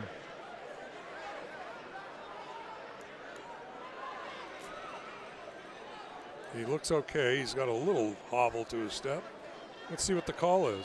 That would be an automatic first down, I do believe.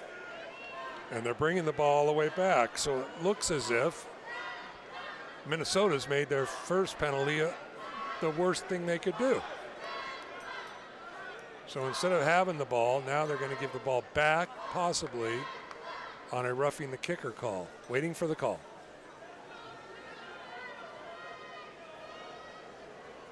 Lonnie. Running into the kicker. Well, that's a first Receiving down. team number 1, that penalty's declined. It's 1st and 10 at the dead ball spot. Oh, it's not an automatic first down. Okay, so Minnesota does not get called for a penalty. Interesting, running into the kicker. So it was not a personal foul. It's the small variety. Yeah, it looks like they're reviewing the rules there on the sideline. I thought it would be a first down, but the Bombers defense on the field.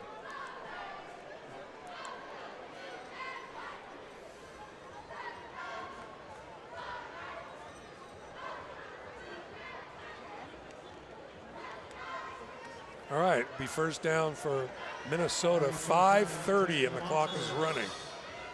Period has gone by very quickly, except for the calls and conferences, but other than that, the clock has been moving pretty fast this quarter. Oh, now we're ready to go. Laughing House will be the man in motion, coming and circling around to the left side. Be picked up by Burns, and David Haney stops. Quick to close the gap on that. Couch got nowhere to go. He gained 1 yard. And on the tackle by the Bombers, by number 1, David Haney. No gain on the play. It'll be second down and 10 yards. Second down and 9. No, they said no gain. Second and 10. This time McAllister will be the man in motion. Johnson's back again. He's got trouble. He's got a little bit of problems. He swings it out. The Laughing House, nice play, and he scoops his way up to the 18-yard line. And that'll be a gain of 12 and a first down. Minnesota, that was about his third look. Javonte Johnson using his mobility to buy himself some time. Thought he was getting close to the line of scrimmage. Able to get that out to his receiver for a first down for the Monsters. So it's either Laughing House or McAllister in motion. This time it'll be Laughing House. And he gets the handoff, the direct feed, weaves his way through. Nice play at about 8 yards. Laughing House comes on a jet sweep. First down there, Burns on the tackle. The tackle made, number 2, Simeon Burns. Like they need about 2 to 3 yards to get a first. A long 2 yards. Ball, Bombers 24-yard line. Penalty flag on the play. An illegal procedure. Well, that'll be the first penalty on Minnesota. False start. Offense number 72. 5-yard penalty. All right, down. 2nd and 2 becomes 2nd and 7. 3:39 to go in the third. 32-25 Minnesota. It'll be second down and 7 yards to go for the Monsters.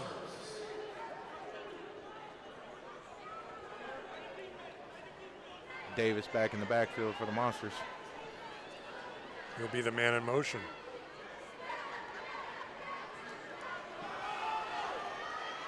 The handoff is off to the big guy, Claude Davis. Boy, he just carries people, doesn't he? 3rd and 3, and let's go down to Marty. What do you got, Marty? Oceanside Bombers, Marty Graham here with Cree Morris. Cree, this is a close game. What do we need to do to get back in this game? We need to get a defensive stop right now. We need a defensive stop, and then we got to execute offensively, which we didn't do. Got to just execute a little bit better offensively, but we need a stop right now, big time. Stop. This defensive stop. A stop right now. Let's go, Bombers. Hey, Oceanside, let's get behind the Bombers. We need to stop right now. Back to you, Gil. Thanks, Marty. 3rd and 3. Big play. Another pitch back. Over to Davis, he's scooping around and makes a nice move, and what a tackle. Trayvon Watson holds him to a 1-yard gain and brings up 4th and 2. I was just saying, I was surprised that Davis hadn't been involved in the offense as of late, getting 2 carries there, but not as successful as he was in the first half. Trayvon Watson, what a hit. Davis is a load. 4th down. He's back to throw. He's got some pressure. Robinson's on him, and he makes the completion to Laughing House at the 20-yard line. Nice throw. What a catch. And they convert the 4th down and pick up 4 yards. He had to make that throw on the run, too. Laughing House not happy. His dreadlocks got pulled to support the stop. Going out the ball game to readjust.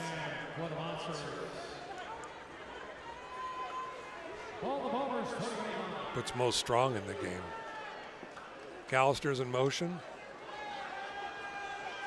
He's throwing deep, looking for the end zone, into the crowd. Double coverage. Burns and Haney over there. And now another 2nd and 10. 1:06 to go in the third. Clock continues to run. 2nd down and 10 yards to go for the Monsters. That pass was intended for McAllister. Looks like Davis may have missed on his block, allowing Lewis Wilson to get a little bit of pressure on Javonte. Couch will be in motion on 2nd and 10 from the Bomber 20. Johnson's back to throw. He's got time again. Now he's got a little pressure and scrambles. 20, 15, 10, and slides down to the 8. Javonte gets the block that he had called for earlier in the ball game. Davis able to get one on Bickham. That gives him just enough for a first down. Ends up taking the businessman slide after he does get the first.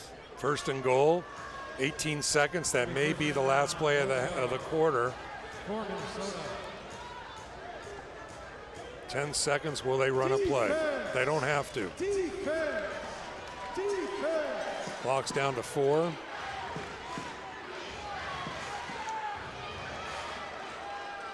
And the clock ran out, and they're going to let him run the play. I don't know. Again, incomplete. Bickham applying the pressure. And that'll be 3 quarters. Put your 4 fingers up, fans. We're going to the 4th quarter. Media timeout. Timeout on the field. Boy, Jordan Baker almost had him dead. That's the end of the 3rd quarter with your score here at the Inside Alliance Group Field at Front Wave Arena. The Minnesota Monsters 32 and your Oceanside Bombers 25. Well, the Minnesota Monsters all coming to the side of the field, putting 4 fingers in the air.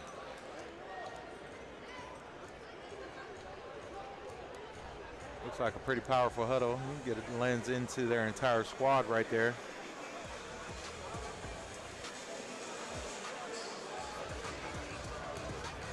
And I don't know if you can see, the Monsters got these shiny helmets looking very similar to like a 2012 Boise State helmet. Yeah. Or a Notre Dame helmet when they wear their shiny ones. I think that's called the blue foil. So 2nd and goal from the 8 when we resume play. In the 4th quarter will begin with the Monsters up 32-25, still a close ball game.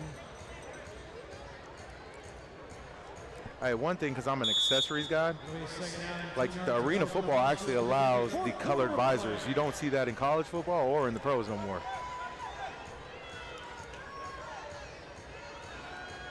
Back to throw again, 2nd down. He's got some pressure. Bickman's chasing him outside, throws it away, and that's probably, I don't know about the grounding rule in arena ball, but he definitely didn't reach back to the line of scrimmage. Lonnie Bickman all over Johnson there. Bickham providing the pressure. Another referee conference. Is that grounding? And you know what time it is? It's 3rd down. It is grounding. He did not reach the line of scrimmage with the throw. That's a loss of down. And threw to the area that did not cross the line of scrimmage by rule. Intentional grounding. Loss of down at the spot of the foul. It's 3rd down. Another 10 yards. No, you didn't reach the line of scrimmage there, Mr. Johnson. We don't have a ruling that was tipped. John, we got. Oh, we're going to challenge the play, and they are going to say that the Bombers deflected the ball. And if they deflect that throw, this will be an interesting call. It's LaRoche Jackson, the defensive coordinator.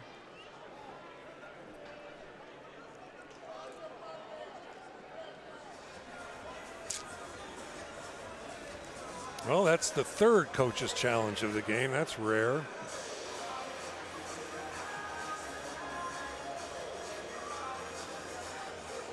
And now they're looking at the replay. Was that ball deflected? Boy, Lonnie Bickman had all kinds of pressure on him. He was in there, and Johnny Rogers tailing right behind him to provide the support on the rush. Having a lot more success applying pressure in the second half than they did in the first. Minnesota Monsters is challenging that the pass was tipped, and by rule there would not be intentional grounding. However, that is not challengeable, and they will be charged a team timeout, 30-second timeout. Wow. Well, I would say the Bombers caught a break there because the play is not challengeable. And if that's a 15, is that a 15-yard penalty?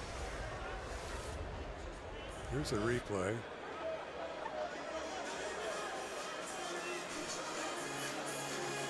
Well, it's hard to tell. He was running for his life. Is it 3rd and goal? Okay. So the penalty is, I believe, where he threw the ball, and you get 10. So this became a 20-something yard penalty. 3rd and 29.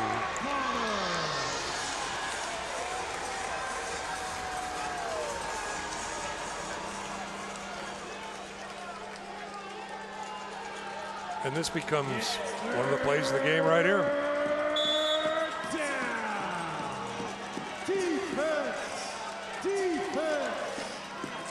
Johnson's back to throw. Is there pressure? A little bit. Down the middle, incomplete. Just overthrew Couch. And now it's 4th and 29. I mean, it's 4th and goal, right? Yeah, he had Mo Strong wide open there in the end zone as well. Blown coverage for the Bombers. Brings up a 4th down. A 4th and 29. I don't know if it's Ray Rice, the old play with the Charger game. I remember he made a 4th and, thought it was 4th and 29 over at Qualcomm. Johnson's back to throw again. Jones, he's got to go deep to the end zone. And Simeon Burns on the coverage. Really good defense. And that will turn the ball over on downs. Timeout on the field. And Oceanside will get the ball at the Minnesota 21, down by 7, and they're in this ball game. Yeah, Simeon Burns looking like he took a sacrifice, took one for the team. His hip goes into the bag. Slow to make his way to the player's box.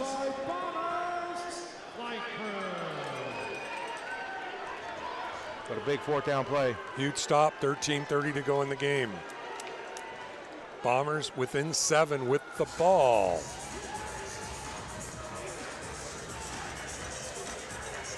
Coach Clark looking for clarification from the refs.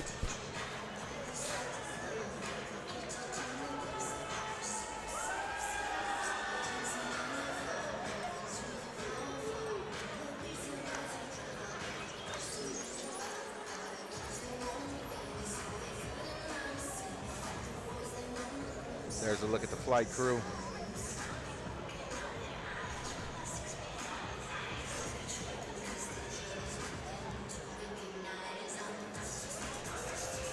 And Gill was on the call with the intentional grounding.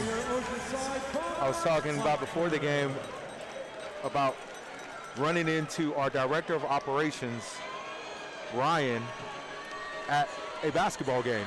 He's actually a referee for football and basketball. Oh, great. And he was actually reffing against, he was a ref for the team that I had. Beautiful. Just All awesome. right, Marty, what do you got? 4th quarter starting.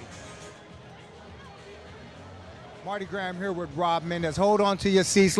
Give me a second, Rob. Let me read these awards you won. ESPY Award winner, Jimmy V Award winner, high school football coach for 20 years. You've wrote a book, Who Says I Can't? You're the father of 3 children, and you're husband to Cynthia. How do you do all these things, man? What's your motivation? Life every day is a blessing to wake up, being able to just kind of get the help I need, and honestly, cruising to the Starbucks or wherever coffee shop. I actually support local coffee shops too. But no, just waking up and focusing on what you can do is the blessing in my life right now. So I always talk about diffability instead of disability. It's about being differently abled, and my life has been based around that. Lord's blessed me to be able to coach high school football for 20 years, and just blessed to be here supporting the Bombers. I can't wait to see them grow as an organization, and I ain't gonna lie, I'm an all-in Bombers fan. Let's go. Let's go Bombers. Hey, if you have not gotten the book or you had not read it, it's Who Says I Can't by Rob Mendez. Go check it out, go get it, and support your Bombers. Go Bombers. Back to you, Gil. Yeah! Thanks, Marty. Vincent Strange again with another big play. Gains about 8, 2nd and 2. And the Bombers trying to tie this game up at their 12-yard line. Clock running, 13 minutes to go in the game. Shifty cut by Strange right there. Hit the L2, able to make his way back across the field. He's having a great game.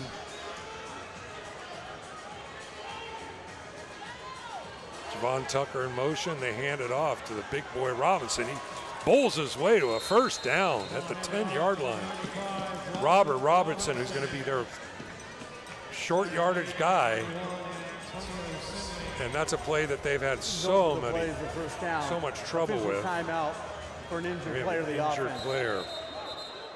Krikor Kustanian. Born in Syria. How about that? Krikor? Yep. And then I also think he went to the University of Northern Colorado out there in Greeley, Colorado. And he's up with a little bit of a hobble. Should be okay. Walking on his own.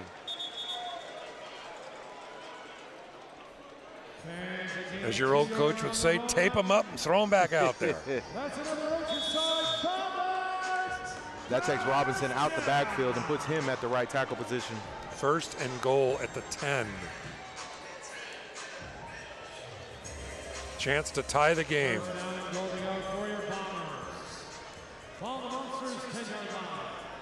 Jalen Tucker now in the backfield with Rudy. Tucker is in motion. Rudy's in trouble again. Throws it for grabs into the crowd.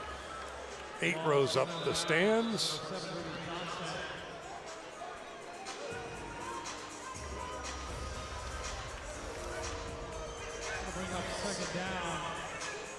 So it'll be 2nd and goal at the 10. 11:40 to go in the game. Bombers trying desperately to tie this game up. I don't know how that play right there was different from the intentional grounding. Looked pretty similar. Because it reached the line of scrimmage. Got it. The pitch is to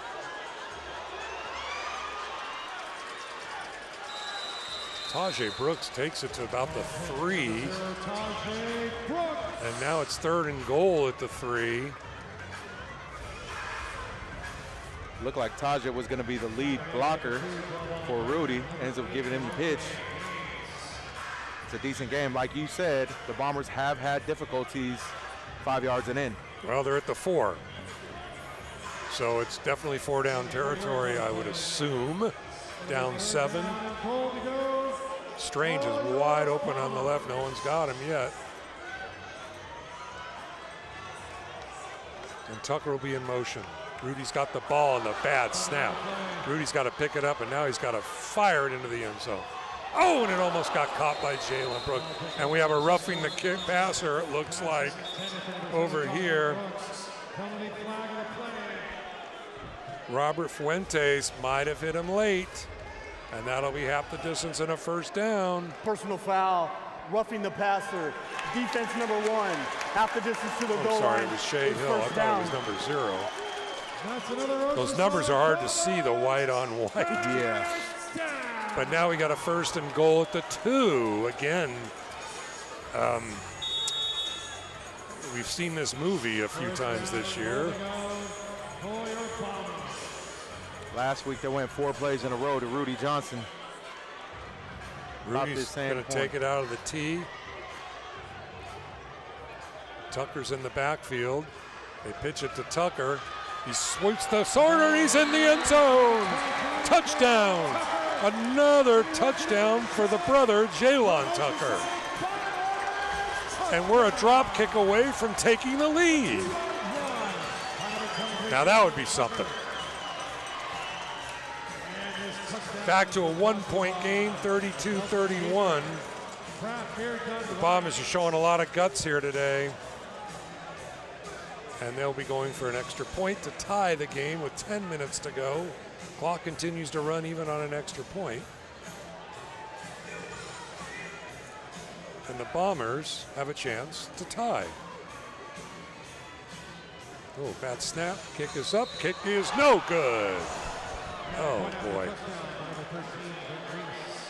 So 5 touchdowns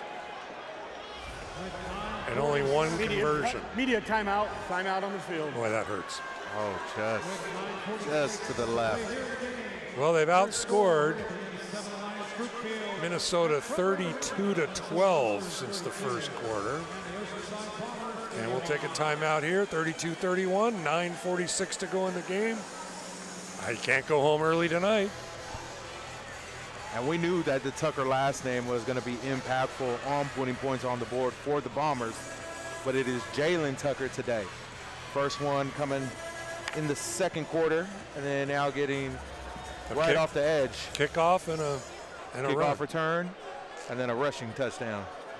Ladies and gentlemen, for Jalen Tucker. 5 of our fans to the field. These 5 lucky fans will compete in a game of musical chairs.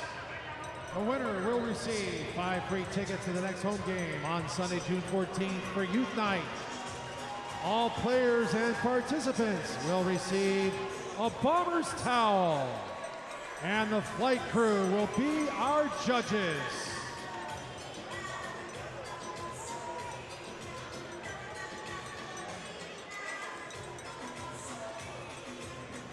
I don't know if they're going to have enough time for this.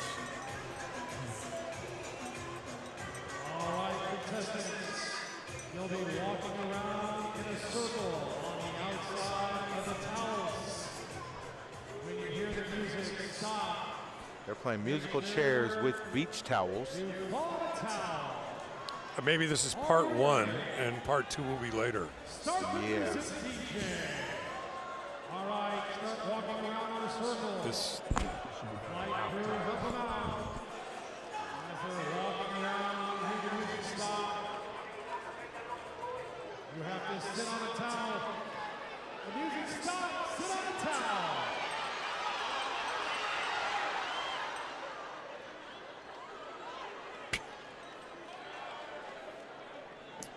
All right, flight crew, our judges, who's leaving the game? How about a big round of applause for our contestants? You're going home with the Oceanside Bombers. Flight crew towel. All right, contestants, we got 3 towels left. 4 contestants, when you hear the music stop, sit on a towel. All right, who's in the game? All right, congratulations, we're going home with the Oceanside Bombers. Only in Southern California will you play a game with musical towels. 3 contestants, when you hear the music stop. Oh, good try. How about a big round of applause? For this young lady, you're going home with a towel. All right, gentlemen. 1 towel, 2 contestants. When you hear the music stop, you can sit on the towel. Congratulations. We're going home. Thurman coming up with the win. Did they win a towel? On the musical towels. They won a towel. Congratulations. How about a big Oceanside round of applause Bombers. for our contestants Beach towel. in musical chairs.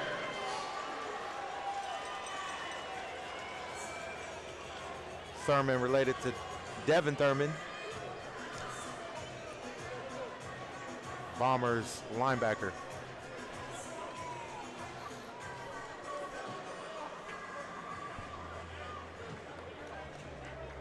Back keeping the scene, the Monsters is number 11, Tyrone Abigas.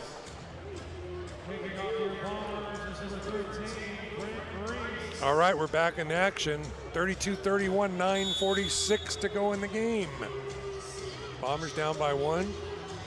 Here comes the opportunity for a deuce. No, off the net. It's funneled around. As you said, that happens sometimes. Trayvon Watson's been a terror on special teams. Fans are trying to suggest that there was a holding on the return team. No call. No It'll call. Be first down at the 14-yard line. 1 point game. 9.5 to go in the game.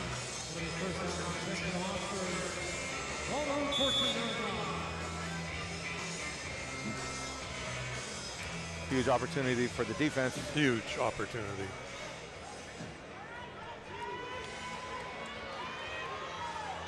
Laughing House will be the man in motion. Johnson's back to throw. Quick pass in behind. Laughing House, that'll be a second down. Johnson's cooled off just a little bit here in the last period and a half. Second down. Lonnie Bickman calling signals on the defense. Bickman, definitely the vocal leader of this team. You see him engaged every time. When they're down, he gets them up. Anytime there's a call, he's challenging it. Bowen, Haney, and Burns will be the defensive backs. Johnson's back to throw again. He's under some pressure again. Scrambled around. Now he looks down the field. Incomplete. Great defense there by Simeon Burns. Bickman providing the pressure again up front. Trying to ask for a holding call. Well, the only holding was the fan that had to hold on to the players because dove right into him. Another third down, and Johnson's getting a little bit of heat for this half. It's kind of like when you go to SeaWorld, you know, you sit in the front row at your own risk. You don't know if you're going to get splashed on. Yeah, but you don't want a whale jumping on you. You don't. And there's a couple of them on this monster squad. Yes, there are. McAllister will be the man in motion. Another big 3rd and 10. Johnson's back to throw. Down the middle, incomplete. Almost intercepted. Simeon Burns almost dove and got that. 3 straight incompletion. Now it's 4th down. In and out of the hands of Burns. Brings up a 4th down for the Monsters. And it's so nice to see Burns and Haney back out there. They haven't been playing, 2 months together. And you can tell that they're starting to feel it again. Big defensive play coming up here. Laughing House will be in motion. Johnson's back to throw. He's got time. He looks. Oh, and it's almost picked off. Haney was gone, but it's okay because it's a turnover on downs. First down, Oceanside at the 14. Best defensive series I've seen all year right there. Great defensive series. David Haney anticipated that throw. Haney's still upset about it. He knows that if that would have landed in his hands, he's going for 6 all the way. It would give the Bombers the lead. What a hold. Marty Graham, what do you got for us?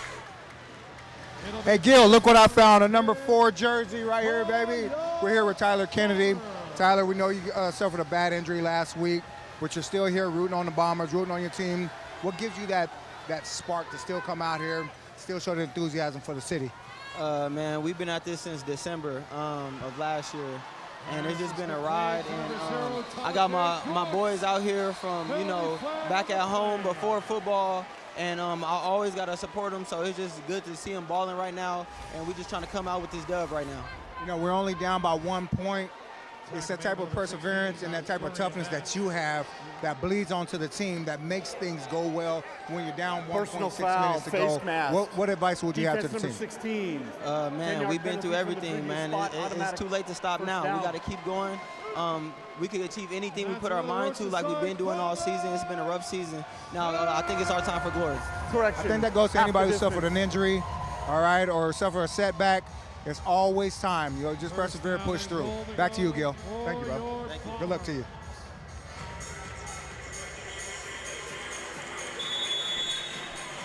Okay, great. 1st and goal now at the 6-yard line.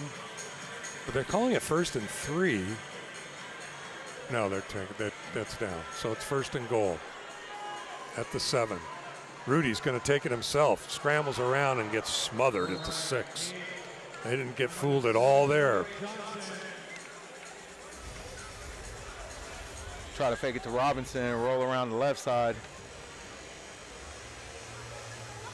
Brandon Hendricks, the lineman, got a little outfoxed on that play. It'll be 2nd down and goal from the 6.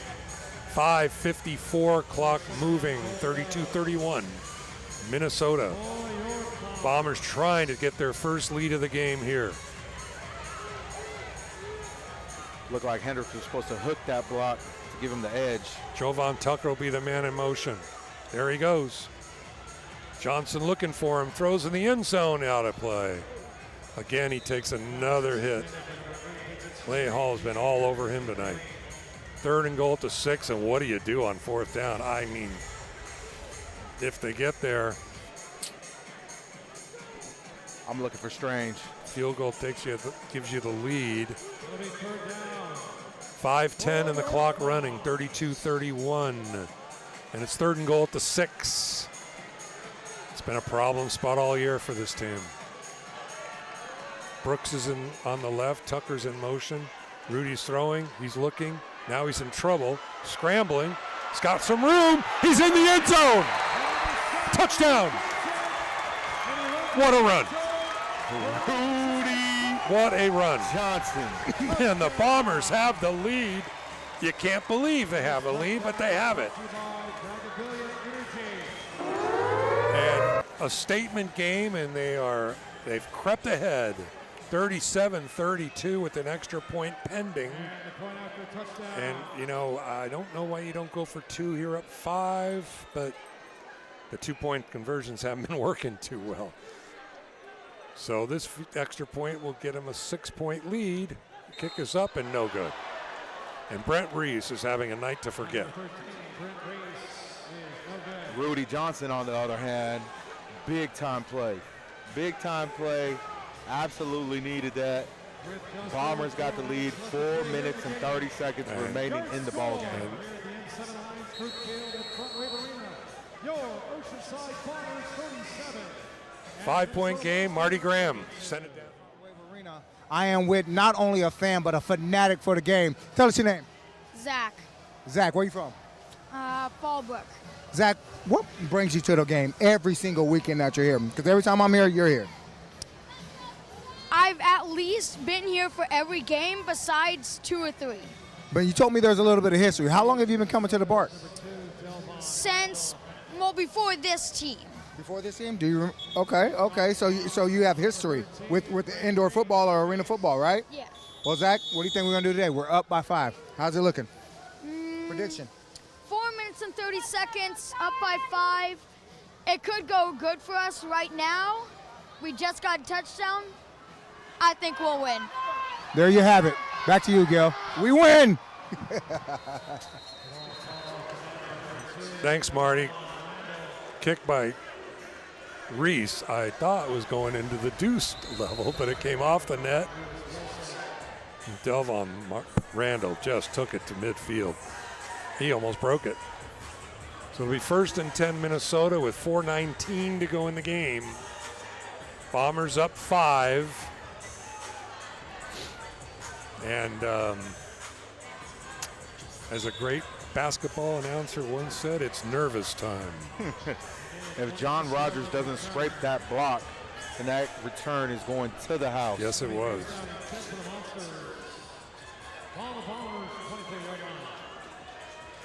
So McAllister will be the motion man. And Javonte Johnson's a quarterback. Quick pitch over. And he ducks around Haney and picks up about 8 yards. So McAllister, Laughing House have been their and Couch. They've been, the 3 of them, equally. 2nd and 3, 3:38, clock running in the game. Well, at least in regulation time. In motion again. There's a flag. And Johnson is out of bounds. He did not get the first down. He's out at the 16. It'll be 3rd and 2. Let's see about the flag. It's going to be on Bradley. That's, I think, his third penalty. Oh, they're pointing in the direction.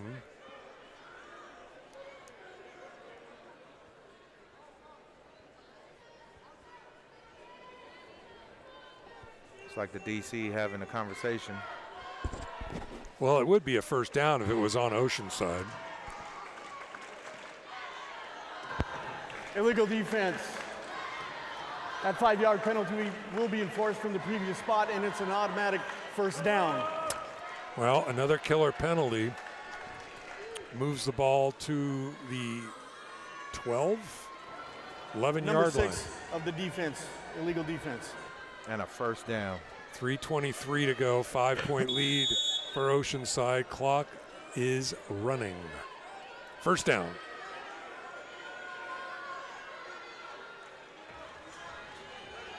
And the pitch, oh boy, the big guy, and he takes it all the way down to the 4-yard line. Claude Davis has been a machine. Him and Bickham having some words on the sideline. That's Davis's 8th carry of the ball game.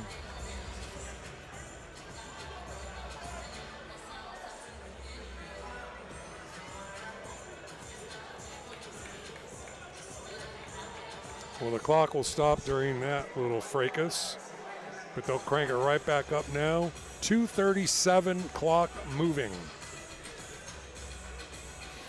We're going to work on getting a graphic on that screen for the next game. I got the egg timer out, make sure I get the score, you know. All right, Laughing House will be in motion. They give it to Davis again. He's around the right side. He's at the 5, and he's in the end zone. The ruling on the field is no, they're going to say he's out at the 1. Third down. But that'll be, and Lonnie Result Bickman. of the play is first down. First and goal. Lonnie Bickman is hot.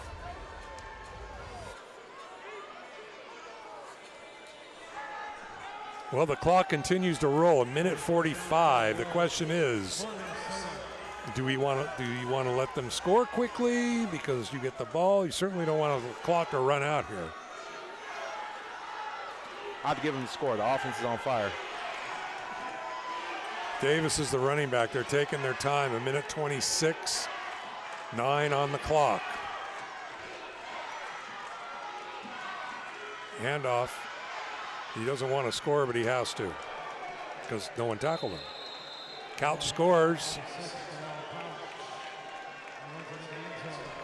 to give them a 38-37 lead. Now, interesting, they're only going for 1. You know,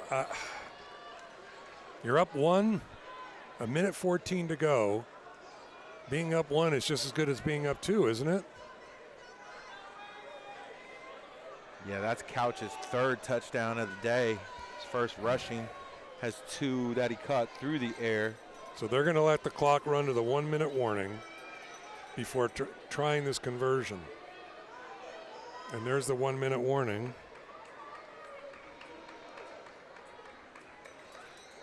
And I still cannot understand why you go for 1. This is the 1-minute timeout. All 1-minute timing will be in effect. All video reviews will be initiated by the on-field crew. Both teams have 2 remaining timeouts left in the half.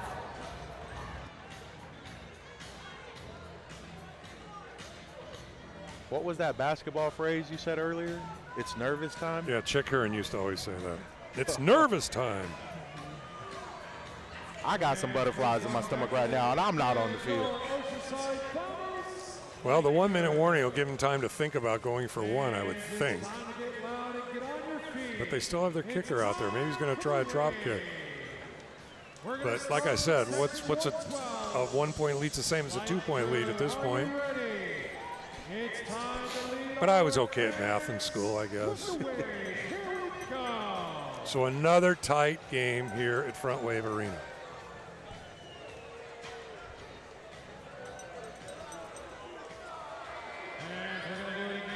Well,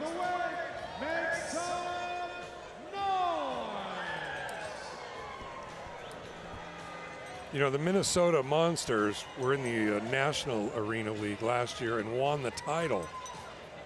They were known as the Duluth Harbor Monsters, and then they moved over to AF1 this year. So, you know, an experienced team and the Bombers' first-year team, but they've shown a lot of heart tonight.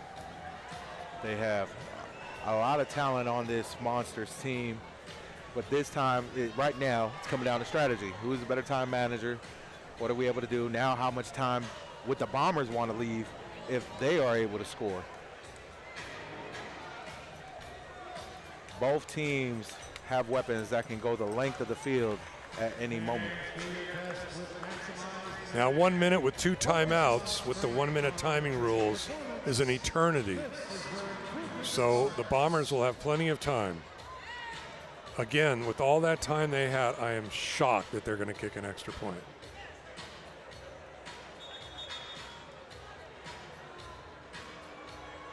Oh no, they're going to drop kick, so that makes sense. Go for 2.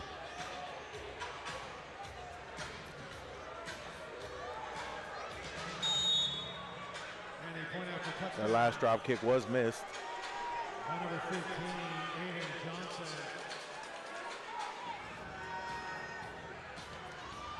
The kick was blocked. So it stays a 1-point game. It's going to be very interesting to see if they would kick a field goal to try to win with the struggles that Brent Weiss is having today. So I have a feeling they're going to not want to put it in the kicker's hands and let their offense do what they're doing. You know? Absolutely not. Take it down the field and score a winning touchdown. So 1 minute left, 38-37 Minnesota. And I know they're wishing they had a bunch of those extra points they've missed. They've scored 6 touchdowns and only converted on 1 extra point. If I'm the coach, I'm putting the ball in the hands of Rudy Johnson. And his allow him big to make a receivers. play. Strange has been the hot one today. Yes, he has. All right, here we go. Not one body has left this building.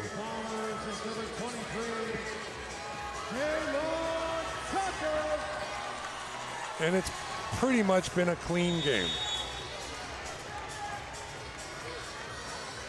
Big game for both teams, but especially for Oceanside. And here's the kick. Looking for the deuce, and got it. The first deuce of the game, what a kick. It's a deuce. And that gives them a 3-point lead. That's Aiden Johnson. Which actually, they only get the ball at the 5. That's the problem. But a 3-point game really doesn't make, they're still going to be going for a touchdown. So, but what a kick right down the middle. All right, Bombers have 45 yards to go with a minute left.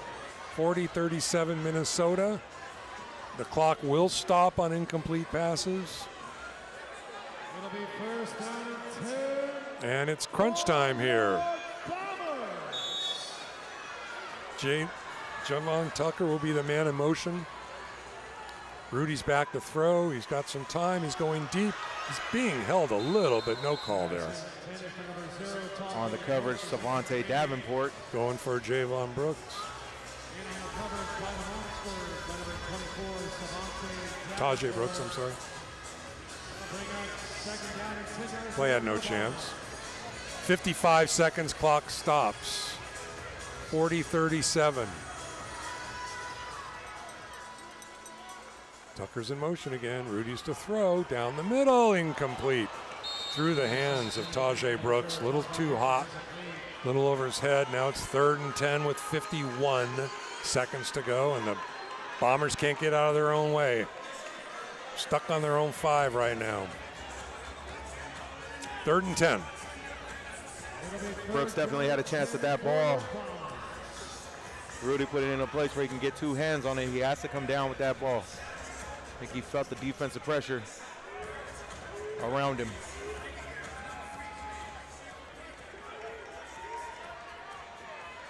Third down. This time, Strange will be the motion man. Rudy's throwing it. to Strange. What a one-handed catch. He's going to be short of the first down. He got to about the 13. It'll be 4th and 2. The clock continues to move. 41 seconds left. And Oceanside will burn a timeout. Their second of the half. 30 seconds. It's 4th and 1.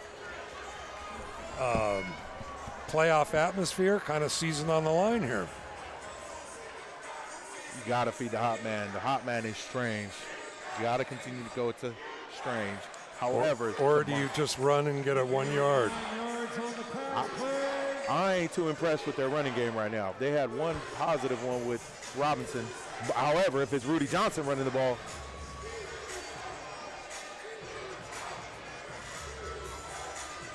I'm calling a pass play. I want some routes out there as an option. And if he doesn't see anyone open, he can take off. He can take off.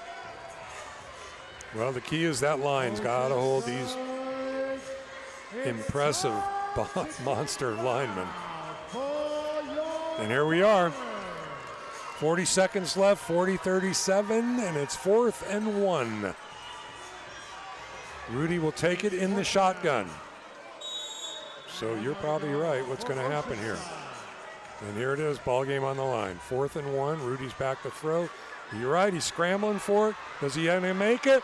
He makes the first down. He dives forward to the 16, and that'll be a first down, Bombers. He went out of bounds, so the clock will stop. 34 seconds left. Big 4th down there. Big time play for Rudy Johnson. Able to create a running lane for himself, setting himself up great off of the block. Just enough to get a first down. Had to break a tackle to get there, too. Now it's first down, 34 seconds. The clock is stopped. Wow, what a game. Tucker's in motion. Rudy's throwing it to him. Nope, he's throwing over to Strange, his main guy. Bowls his way up to midfield. It'll be second and about 2. The clock continues to run, though. And now Oceanside has to call their last timeout. 30 with seconds 22 seconds left. Another good play by Strange, but he didn't get out of bounds. Set the game clock to 25 seconds. Thank you. Now comes the strategy. You know that the Monsters are going to be keying in on Strange, so now what do you do with the other receivers? One name we haven't heard a lot of today is Jovan Tucker. I think he only has 1 catch. My assumption would be that there's probably an injury going on there that is being masked. So he may be the decoy. Tajay Brooks dropped the ball earlier in the drive. All right, the coaching staff is off the field. Even Simeon Burns was in that conversation. 2nd and 2, 25 seconds left in the game. 3-point Minnesota lead. Tucker will be the motion man again. And nobody, well, what happened here? The refs never even let the play happen.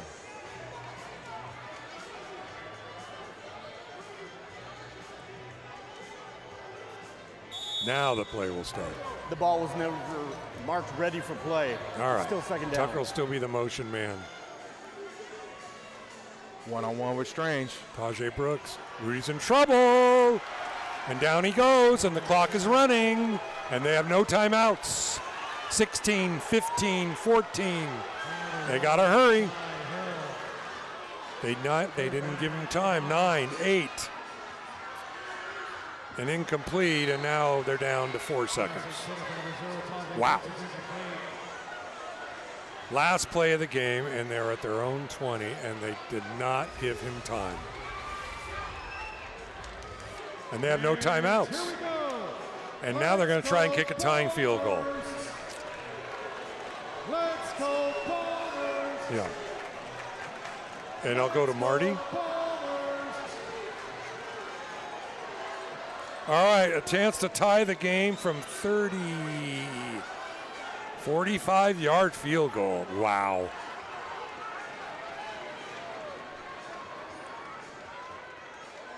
And here we go. Reese could redeem all those kicks with this one to tie the game.